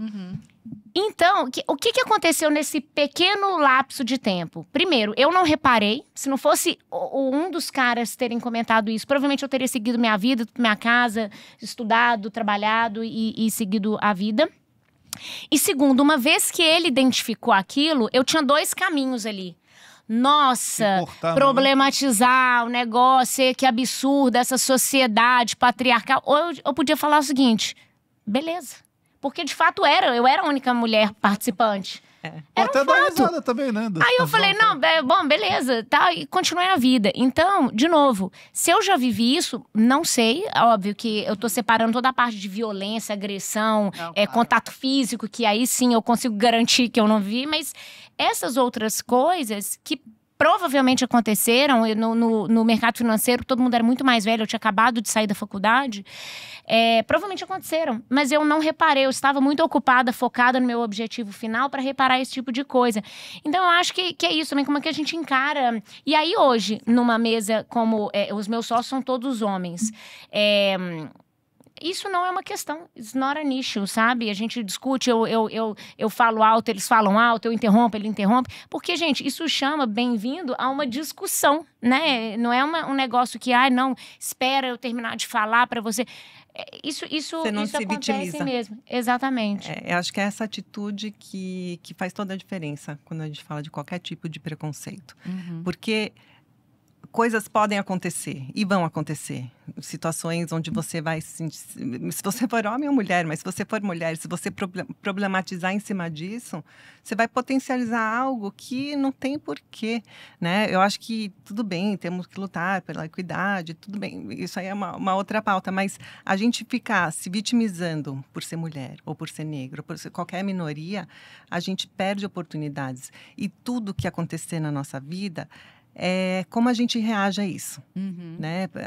Vão ter tropeços na nossa vida, a gente vai cair? Vai. Se você levantar e seguir em frente, com gás, com determinação, com Acabou. vontade, Bora. bora pra frente, né? Bola pra frente. Agora, se você se paralisar por isso e ficar lá chorando, se vitimizando, não, mas olha, você veio aqui falar comigo, me pedir informação, eu não trabalho no evento, o que isso vai mudar na tua vida? E a pessoa vai Só falar vai- assim, nossa, desculpa, achei que Vai gerar o trabalhava. quê Ai, também, pronto. né? Exato. Agora, Sandra, você falou que tudo depende da maneira como você reage, né? E aí a gente teve uma conversa brevíssima aqui antes de entrar, mas que acho que vale a pena nós entrarmos aqui, sobre uma produção da Brasil Paralelo, Ah, de que fantástico. você Fantástico. gostou. Queria saber que produção é essa e por que é que isso tem a ver com a maneira como você reage quando passa por algum problema. Você passou por um problema, inclusive. Por alguns, mas queria dar os parabéns, assim, que produção incrível que foi o From the River to the Sea. Esse documentário que trata sobre a questão atual no Oriente Médio, essa guerra que começou por causa de um ataque terrorista e que transformou a realidade de judeus do mundo todo e, consequentemente, a minha também. E algo que eu imaginei que não existia mais, que é o antissemitismo, voltou a acontecer. E, assim, para mim foi um susto muito grande, sabe? Quando aconteceu o 7 de outubro, eu pensei, poxa, não é que tem gente que odeia a gente mesmo, porque dia 8 de outubro começou uma onda de antissemitismo no mundo inteiro, as pessoas justificando algo injustificável por causa do ódio a judeus. É uma coisa irracional, assim. Eu até estava conversando com uma pessoa outro dia que me falou que no passado, no nazismo, né, na Alemanha, onde tudo começou, na Polônia, odiavam os judeus. Por quê? Na Alemanha, porque eles se misturavam muito com os alemães e falavam a mesma língua e se colocavam nos mesmos lugares, então não gostavam de judeus por isso. Na Polônia era o contrário, porque eles ficavam muito isolados, tinham um dialeto próprio e tal. Então, não tem uma razão, né, para ódio aos judeus. E eu achei que isso era uma coisa do passado, que é muito primitivo. Achei que a sociedade evoluiu e que não existia mais. Mas com o que aconteceu, eu vi que existe sim um ódio injustificável. E eu falo que é injustificável porque você pode tentar, não, porque a terra, porque não sei o quê, matou mais, matou menos. Não é isso. Agora, quanta gente está morrendo hoje, enquanto a gente está falando aqui na Síria, mas não tem judeus envolvidos, ninguém está falando disso, nem aparece nos jornais, nenhuma mídia falando disso, porque não tem judeus envolvidos. É uma guerra civil interna, estão morrendo milhares de cristãos e drusos, e, enfim, está acontecendo uma catástrofe humanitária e ninguém fala disso. Agora, quando é com Israel... E aí, o próprio nome do documentário, From the River to the Sea, é uma frase super antissemita, né? Mas o documentário é tão bem produzido que acho que o objetivo inicial era ser imparcial, mas não tem como não ficar evidente o lado certo e o lado errado dessa história. É uma região complexa, é uma história complexa, mas eu achei que a produção, além de ser cinematográfica, uma produção muito bem feita, ouvindo palestinos, ouvindo israelenses, Que é o papel ouvindo do líderes. documentário, né? Que Você é o vai papel ouvir de todos os documentário. lados ali. A gente entrevistou o filho do cara que fundou o Hamas, por Nossa, exemplo. Percebe-se que a equivalência moral não é a mesma, né? Facilmente, rapidamente fica evidente isso. E quem assistiu percebe isso de cara, assim, porque tem uma distorção de narrativas que eles provocam, né, na mídia, que acaba com que os judeus viraram o vilão da história, apesar de ter sido atacados, onde aconteceram crimes, onde eles mataram a sangue frio crianças, bebês. Agora a gente teve o caso dessa família que voltou, Bibas, que são os bebês ruivinhos, que vocês devem ter visto, mas saiu muito pouco.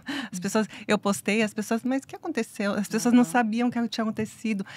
A gente que tem filhos, a gente sabe, mas imagina, uma coisa é uma criança morrer num ataque aéreo por causa de uma consequência de terroristas que colocam civis nesses locais para que, infelizmente, essas fatalidades aconteçam. E outra coisa é você olhar nos olhos de um bebê e escolher tirar a vida dele. Nossa, é uma coisa com as próprias mãos. É bizarro. As foi- cenas que a gente mostra, para você que Isso ainda foi não assistiu, Está disponível de graça no YouTube. Foi uma produção internacional, já ganhou 2 prêmios internacionais. Tem disponível em várias línguas. Também foi dublado em inglês, em várias... Todas as entrevistas completas, estamos falando aqui para os assinantes. Então, se você quiser assistir todas as entrevistas na íntegra, porque a gente coloca trechos, né, dessas entrevistas. Também está disponível no nosso streaming. Tem o QR Code aparecendo na tela aí, tem um link na descrição para você poder assinar e assistir todo esse conteúdo completo. A entrevista inteira também com o filho do líder lá do Hamas, que é maravilhosa essa entrevista, né? Ele viu tudo o que aconteceu, foi torturado também e hoje conta a história do outro lado. Sim. Né? Muito interessante. É fantástico. Você que quer se aculturar sobre esse tema, porque eu sei que é uma realidade muito distante de nós brasileiros aqui. A gente não tem essa noção. Mas e quem não é judeu, quem não está inserido nesse contexto, não tem realmente por que saber a fundo. Então, é de um jeito fácil, didático, rápido, uma produção bonita e um conteúdo que, para você que quer se aculturar, super relevante, super importante. Bateu todos os nossos recordes de documentários, mais de 100 mil pessoas ao vivo assistindo na estreia, foi maravilhoso, tem que assistir. Mas falando em guerra de narrativas, eu preciso entrar nesse assunto. Que você já sabe qual que é, Misa, que foi a guerra de narrativas que se deu ali em volta daquela polêmica do Thales Gomes, que ele respondeu numa caixinha, só para o pessoal de casa que não viu essa situação, já tem um tempo já. Tem uns 5 meses isso, né, Misa? Ano passado, ano passado. Ele respondendo numa caixinha a respeito de mulher, CEO, aquela coisa toda, ele soltou a famosa frase, Deus me livre, mulher CEO. E aí teve uma negativa ali rapidamente, né? Eu acho que o que pegou mal, talvez, para essa resposta dele é que o próprio G4 é uma empresa que forma líderes e tal. Tem muita mulher que faz os treinamentos e que quer ser líder, CEO e etc. E aí o que deu a entender é que ele não estava corroborando com isso, como se fosse um tiro até no próprio pé. Eu queria que você, que conhece o Thales também há 10 anos, aí mais de 10 anos, já está trabalhando com ele lá na Singu, aquela coisa toda, você sabe como é que é a cabeça dele, você sabe o que ele pensa. Você falasse um pouco a respeito dessa polêmica, você depois assumiu como CEO da G4, como é que foi isso tudo internamente? Claro. Bom, primeiro ponto é que ele estava falando da esposa dele, né? Como eu não estou na fila do cargo, então eu não me ofendi com isso. O segundo ponto, e aí já começando de trás para frente, né, de eu ter assumido como CEO, tem um ponto de mercado que cada vez mais CFOs assumem como CEOs de empresa. Porque nos últimos anos o CFO começou a desenvolver um papel estratégico muito grande e a pandemia foi um grande vetor nisso, porque quando veio a pandemia, aquele cisne negro, quem tinha um CFO, uma área financeira mais criativa, mais estruturada, começou a navegar melhor naquele período que era atípico na história moderna, né? Então, esse movimento, inclusive, foi o que eu fiz na Singu, de sair como de CFO para CEO no momento que a empresa tinha acabado de ser vendida e que poderia, inclusive, interromper a operação caso a gente não conseguisse entregar os KPIs do business plan que a gente tinha feito com a Natura. Era um movimento que já estava previsto no G4 desde que eu vim para a empresa. Então, um rápido parênteses, claro. Só para o pessoal de casa, o que é CFO e o que é CEO? Só para essa diferenciação, para quem não está no mercado. Beleza, claro. O CFO é o diretor financeiro e o CEO é o diretor presidente da empresa, né? Então, lá na Singu eu entrei como esse diretor financeiro, que é o CFO, e depois eu assumi como CEO da empresa no momento que ela tinha sido vendida para a Natura. Quando eu vim para o G4, eu já vim também como sócia e diretora financeira, né, como CFO, e já tinha um caminho claro de construção desse movimento para eu assumir a cadeira de CEO da empresa.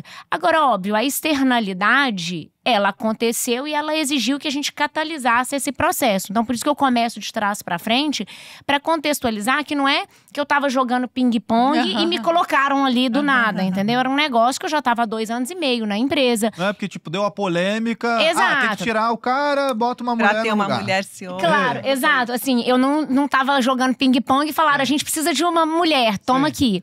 Eu já estava na empresa há 2 anos e meio. Da porta para dentro, esse esse movimento de alteração surpreendeu de posição ninguém, né? não surpreendeu, porque eu já estava fazendo, como diretora financeira, como CFO, como sócia da empresa, eu já fazia parte de todas as discussões estratégicas de longo prazo. Eu lidava com as áreas mais importantes da empresa, que é a finanças, né? Que garante que a empresa continue tendo fôlego financeiro para continuar existindo. Então, esse movimento da porta para dentro, ele foi bem suave, porque todo mundo entendeu que era uma catalisação de um movimento já previsto no longo prazo, no roadmap estratégico, no caminho estratégico da companhia, mas que, obviamente, a gente estava antecipando por causa de uma externalidade. Então, esse é o primeiro ponto. E aí, o segundo ponto da polêmica em si, brincadeiras à parte, realmente foi tirado de contexto. A palavra mulher ali, ela tinha a conotação de esposa, mas óbvio, retirado de contexto e com uma pessoa que já tinha uma exposição de posicionamentos fortes ao longo do tempo, essa não foi a primeira polêmica, a Sandra já nos acompanhou em diversas outras. E pra gente é ok, porque nós somos uma empresa, os sócios, os fundadores e o Thales especificamente, nós temos os nossos valores, a nossa cultura, é uma cultura forte, nós temos posicionamentos firmes. Em relação a Israel, por exemplo, nós sempre fomos vocais em relação ao tema também. Logo quando teve o 7 de outubro, a gente teve o Valley logo depois, não sei se você lembra, né? E a gente convidou o Rony para falar. E aí o Thales lá no evento falou assim, gente, eu quero que quando o Rony... Você tava lá, né? Eu quero que quando ele entre, tenha a bandeira de Israel e toque o hino. Ai, mas eu vi. Você viu Sim, isso? foi lindo. De arrepiar. E aí todo mundo começou assim, era em 2023, né? Então não tinha nada de... Aí todo mundo, não, os nossos assessores, não mexe com isso, vai gerar problema, e é um assunto que tá muito espinhoso. E o Thales falou assim, não. O que é certo e eu quero manifestar o G4, que o G4 tem um posicionamento claro do lado do que é o certo. E eu faço questão, e todo mundo, não, mas não vai conectar com a narrativa do evento, que é para empresário. Ele falou, não me importa, se faz caber. E dito e feito, o Rony subiu no palco, teve a bandeira, teve o hino. Ele endereçou o assunto no painel, porque tinha sido super recente, tinha menos de um mês naquela época. Então, nós não temos medo da verdade, nós não temos medo do posicionamento. Agora, piloto de corrida, gente, ele entra na curva 230. Então, quanto mais podcast a gente faz, quanto mais conteúdo a gente gera, abre caixinha, abre vídeo, maior o risco de uma hora ou outra você bater num muro. Então, polêmica não é um problema pra gente, nós não vamos abrir mão dos nossos valores, das nossas crenças, do que é certo, porque a gente tem medo de polêmica. Agora, essa tomou uma proporção diferente, porque há muito tempo ele estava... a gente sempre tem esses posicionamentos claros. E há muito tempo tá todo mundo querendo achar aquela brecha para poder transformar uma onda pequena em um tsunami. E esse foi a oportunidade, porque tirado de contexto, de fato, passava uma mensagem errada. Então, naquele momento, tinham 3 tipos... Ó, a Defesa Civil aí. Tinham 3 tipos de perfil nesse momento. O primeiro que começou a vender curso disso, os oportunistas que pegaram e disseram, deixa eu vender aqui um curso de conselho de mulheres, imersões de mulheres. Você teve o tipo que só abriu o Instagram para poder sinalizar a virtude, aí postou, eu sou não sei o quê, não sei o quê. Então as pessoas quiseram usar isso para também sinalizar a virtude. E teve o terceiro tipo que realmente não entendeu e se ofendeu. Porque, de fato, tirado de contexto, as pessoas realmente acharam que ele estava falando da capacidade de uma mulher. Uhum. O que é um disparate, uma mentira, porque desde 2018, eu acabei de contar várias histórias, inclusive 3 gestações que eu passei em negócios com o Thales, em sociedade com o Thales, em que isso, de forma alguma, me desabonou ou me onerou de alguma forma num contexto profissional. Só que isso te retirado de contexto, realmente teve gente que caiu na narrativa e acreditou que ele estava fazendo uma ofensa pessoal a elas. Então, por isso que a gente teve que reagir de uma maneira diferente de outras polêmicas que a gente teve, que a gente falou assim, gente, não vamos abrir mão dos nossos valores. Luiz, ainda no assunto, dando uma de advogado diabo aqui. Uhum.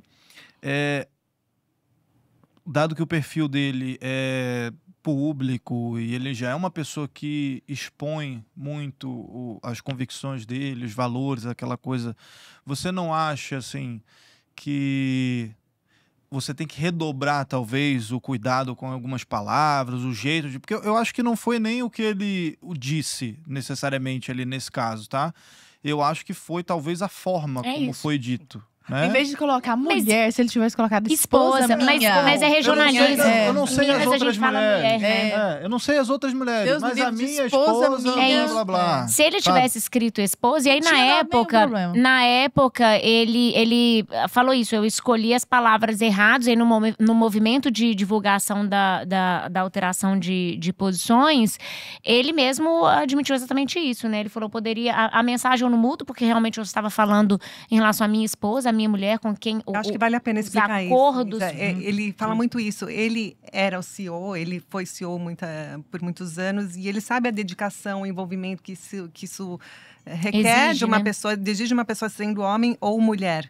E o que ele não queria para ele, naquele momento, era uma esposa dele, que fosse um acordo consensual entre dois adultos que estão formando uma família, né? Então, isso na época ele reforçou. De fato, não muda. É um acordo pessoal dele, quem somos nós para entrar na vida familiar das outras pessoas. Só que ele mesmo comentou que eu escolhi as palavras erradas, e por isso eu abri o flanco para que quem estava esperando, provavelmente isso há muito tempo, usasse isso contra mim. Então, realmente, tudo volta a uma guerra de narrativa, foi né? Aquele rebuliço foi embora e tá tudo certo, né? Porque a gente agiu muito rápido, né? Então, e a verdade sempre prevalece, Thales, né? Vocês que conhecem ele de dentro o Thales esteve aqui conosco, no Conversa Paralela. Vocês conhecem, dá pra ver, sabem que ele não é misógino, que ele não é machista, nada disso. Então, mas para quem não conhece, quando atinge uma proporção, viralizou, né? Então, quando atinge uma proporção que atingiu, isso gera certos traumas. Eu acho que essa acelerada da Misa como CEO do G4 é um ponto positivo que eu vejo dessa história toda. Porque acho que dessas lições que a vida coloca pra gente, a gente tem que tirar o lado bom. Né? Eu acho que o Thales cresceu com isso. Enfim, todos os E é bom sócios esclarecer também com uma pessoa que está lá dentro, para o pessoal de casa também, porque às vezes a pessoa olha de fora e enxerga uma situação que não necessariamente é a verdade. Agora eu vi um outro tipo de posicionamento também, que eu falei, rapaz, nesses momentos de crise que a gente descobre quem é quem. As pessoas, algumas pessoas, não vou citar nomes, compartilhando e falando assim, concordo plenamente, mulher não tem que ser CEO mesmo não, tipo... corroborando aquele ponto de vista que não era o dele, né? Mas esses foram raros, viu? Inclusive, né? Quem concordava com isso, muitos se calaram, né? Então, por esse motivo que eu acho que o assunto tomou uma proporção tão... desproporcional, tão né? Foi um negócio gigante. Fora das polêmicas, já nos encaminhando para o nosso final aqui, eu queria saber de sonhos profissionais e pessoais de vocês. E queria também que vocês contassem como as pessoas... Vocês estão falando de redes sociais, né? E dessa dificuldade até de estar ali todo dia e postando e tal. Agora a gente vai levar todo mundo que está assistindo aqui para seguir vocês. Então tem que postar mais do que o café ali. Tem que movimentar, porque a galera vai seguir em peso essas duas profissionais. E eu queria que vocês falassem um pouquinho. A sua câmera, Sandra, essa aqui, tá? E a sua, Misa, essa aqui. Das redes sociais de vocês, de onde as pessoas encontram vocês na internet, o que vocês fazem, se vocês têm cursos também, se tem outras iniciativas. E quais são os próximos passos de vocês também? Porque vocês já construíram tanto, mas são tão jovens, então ainda tem muito pela frente, né? Minhas redes sociais são todas Sandra Chaio, Chaio é com CH e Y. E eu procuro colocar nas redes... como um jeito de compartilhar os meus aprendizados que continuam acontecendo. Esse ano eu faço 50 anos. Nossa. 50 anos. Então... Preciso dessa dermato, Brasil! Faço depois. Mas ela não veio de Solange Herré, então. Tá vendo? Deve ser sócia de algum dermato bom, porque eu tanto de recomendação que ele deve fazer. Mas eu tenho uma esteticista ótima. Mas ginástica facial. Olha só, bom saber. Mas são muitos anos de mercado, muitos anos de vida, de aprendizados. Se Deus quiser, ainda muitos mais pela frente, mas tem um momento da vida que eu acho que a gente sente essa necessidade de compartilhar, de devolver para a sociedade esses nossos aprendizados, porque isso pode ajudar alguém. E é isso que me motiva a continuar apostando, a continuar produzindo conteúdos, continuar com o meu podcast, porque cada relato que chega para mim, cada devolutiva, cada comentário, não olha, e às vezes alguma coisa que a gente falou aqui nesse podcast que vai virar a chavinha na cabeça de alguém, vai ajudar essa pessoa a empreender, a falar com o chefe, a se colocar de um outro, não sei, que vai mudar a realidade daquela pessoa. E isso é muito compensador, né? Então, eu cada vez mais planejo devolver para a sociedade. Lógico que a Hope tem planos super ambiciosos, como eu te falei. Eu sou ambiciosa. A Hope também tem suas ambições. A gente quer cada vez mais ter mais uma fatia do mercado. E esse ano, como eu falei, vamos inaugurar 100 lojas. E até o final do ano que vem, a gente vai ter 500 lojas. Então, são realmente ambições. E ambição não no sentido de querer dominar o mundo, nada disso, mas de ser relevante na vida das pessoas. A gente de verdade acredita que, através da autoestima, as pessoas conseguem ir além. E a marca Hope Resort crescendo pra caramba, também um motivo de grande satisfação. E não vou te falar que não tiveram erros, tá? Não tiveram uns tropeços gigantescos que aconteceram no caminho. Outro dia mesmo eu estava lembrando, a gente fez na pandemia uns quiosques para vender a Hope Resort e não deram certo. Então tem coisas que não dá. Mas os erros são professores, né? Através a gente tirou tantos ensinamentos disso que levaram a gente para um outro patamar. Então eu planejo expor cada vez mais esses tropeços, esses erros, para poder inspirar as pessoas e levar a elas a cometerem outros erros que vão ensinar elas também, né? Mas então, resumindo, assim, eu desejo que todos nós aqui nunca deixemos de sonhar, de acreditar que é possível e de ter essa ambição. Porque o dia que a gente perde a nossa ambição, acaba, né? Por que a gente vai levantar da cama? Maravilha. Boa. Eu vou até fazer uma conexão que, assim, a nossa grande missão no G4, aí, trazendo para mim, né, tem a meta objetiva, que é 1 bilhão de receita em 2027, e essa meta é muito importante pra gente, mas eu sempre volto na meta de 1 milhão de empregos, né? E conectando com a questão do sonho que a Sandra trouxe, os nossos alunos, eles são sonhadores, né? Porque todo empreendedor, antes do negócio se materializar na realidade, ele tem que ter passado pela cabeça dele como um sonho, justamente. Então, para mim, o propósito do G4 e a nossa missão é criar prosperidade para o empresário, porque através da prosperidade do empresário a gente gera empregos. A gente está no fim do dia fomentando um sonho que lá atrás estava na cabeça dele e ele, contra tudo e contra todos, contra todas as intempéries do caminho, ele tirou o sonho da cabeça, da imaginação e trouxe para a vida real, né? Então, acho que essa é a minha grande missão.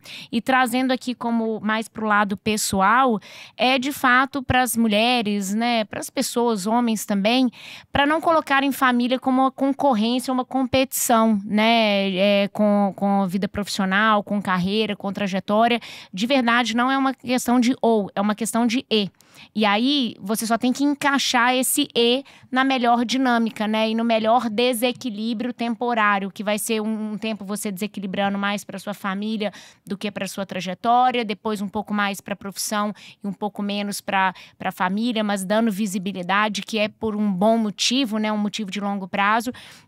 Então, é sempre uma questão de e tenham filhos, né? Tenham filhos porque isso muda a nossa cabeça, muda a nossa forma de enxergar o mundo, a nossa prioridade, a nossa forma de gerir o tempo, né? De fazer gestão do tempo, de fazer gestão de decisões. Hoje, quando me convidam para alguma coisa, eu já penso em tudo que eu estaria abdicando para poder ir. Então, tem vezes que eu priorizo um evento do trabalho, vai ter vezes que eu vou falar, não, gente, hoje eu preciso ir para casa porque eu tenho que ficar com meus meninos, tem algum assunto importante. E tem vezes que eu vou ter que falar para os meus meninos, olha, hoje a mamãe precisa ir num evento do trabalho, numa reunião domingo, numa reunião sábado, e tudo bem, né? É uma questão de dar visibilidade para os dois lados. É isso, minha rede social... viu como é que ela fica sempre em segundo plano, né? Mas é @misa.antonini é o Instagram, e LinkedIn Maria Isabel Fantonini também. Acho que vocês Já vão fez achar. TikTok, Misa? Nossa, nunca achei. Essa é a minha missão esse ano. É. Olha só. Ai, mas aí você já tá no nível hard aí. O café da manhã postou hoje? Todos os dias, 5 horas. Isso eu não falho, porque eu falei, gente, é a coisa mais fácil de eu fazer, que é só pegar e postar. Já tá lá, né? Eu não precisei mudar a minha rotina, mas de fato. Vai postar um almoço. Tem todo um ambiente gastronômico. Mas de vai fato. abrir um restaurante. Exato. Mas de fato eu acho que é isso. Assim, a questão da rede social é muito mais como nos tirar da zona de conforto para devolver para a sociedade, né? Para talvez ajudar a dar orientação para uma geração que, como eu falei, está carente de boas referências. E mais importante, eles estão carentes de verdades. Alguém começou a plantar a mentira na cabeça dessa geração de que seria fácil, de que as coisas são fáceis, que o mertiolate não arde, que biotônico Fontoura não existe mais. Mas, então, cabe a nós mostrar a verdade para esses jovens, para essas crianças, de que nada é fácil na vida, né? Life is suffering, como diz o Jordan Peterson. As coisas são difíceis, as coisas requerem esforço, requerem resiliência e determinação. Então, acho que é o nosso papel. Exato, né? Frustração faz parte do caminho. O sucesso até eu estava vendo sobre um documentário daquela Sociedade da Neve, que é o avião que caiu nos Andes, né? E aí um dos sobreviventes... demais aquele Os médicos, eram médicos os meninos, não era? Não, a maioria eram jogadores de hockey. Cair eram médicos. Mas tinha um outro que era de rugby. E um outro era médico. Falaram ainda. O Renato aqui no ponto ali, ele assistiu. Olha o tá VAR aqui. Aí, ó, não dá nem pra mentir, que tem um fact-check ali. Mas, e aí um dos sobreviventes escreveu livros, eles deram muitas palestras depois, e ele estava comentando que um deles assumiu o papel de líder no momento do trauma, e que foi natural, e que 3 deles que assumiram o papel de fazer as rondas para tentar sair daquela situação, achar alguma coisa, achar o rádio, né, na outra parte do avião que caiu, enfim, assistam. Mas aí a pessoa que estava entrevistando questionou, falou assim, mas naquele momento vocês começaram a ganhar algumas benesses, né, porque os 3 que sairiam na empreitada, eles começaram a comer um pouco mais do que os outros, eles dormiam nos melhores locais, porque eles fariam essa parte difícil pelo todo. E aí o entrevistador perguntou, nossa, mas nessa hora que vocês começaram a ter algumas benesses, não teve uma rivalidade ali? E ele falou que não, primeiro, porque todo mundo foi unido ali por um senso de sobrevivência e de união, e olha, vocês estão se sacrificando indo caminhar. Então nós nos sacrificamos dessa forma, né, abdicando do pouco de comida que tinha, até acabar e eles terem que ir pro grande plot do coisa que era se alimentar dos outros passageiros. De novo, assistam. Mas, e ele falou que não teve esse tipo de concorrência, porque todo mundo tinha uma noção clara dos seus papéis naquele momento. E ele fala que a vez que eles foram, acho que foi a 7ª ou 8ª vez que eles tentaram ir, foi a que deu certo. Mas ela só deu certo porque as outras deram errado. E aí deram errado trazendo ensinamentos, né, aprendizados. Então, as outras 7 que deram errados permitiram que a 8ª ou a 9ª, sei lá qual que era o número, não lembro, desse certo. Então, o que ele quis dizer? O sucesso, ele é a soma de fracassos que trazem aprendizados, né? E isso é com tudo na vida. Não existe uma bala de prata que já vai te sair do ponto 0 para o sucesso. Vai ser um empilhamento de pequenos fracassos, erros, tentativa. O quiosque, ele não é um fracasso em si, né? Ele é um aprendizado. Foi um teste que você fez que te deu os aprendizados, que traz o sucesso de um negócio e de qualquer trajetória profissional, inclusive familiar, né? Laurinha, maravilha. Nossa, né? Baita bate-papo. 2 horas de programa aqui, intenso. Intenso. Valeu a pena ter vestido todo esse charme. Tá vendo? Muito obrigado. Obrigada, viu, querido? Até a semana que vem lá. Meninas, muito obrigada pela presença. Foi um prazer enorme. Um beijo pra você que nos acompanha. Até semana que vem. Valeu, obrigada, tchau. gente.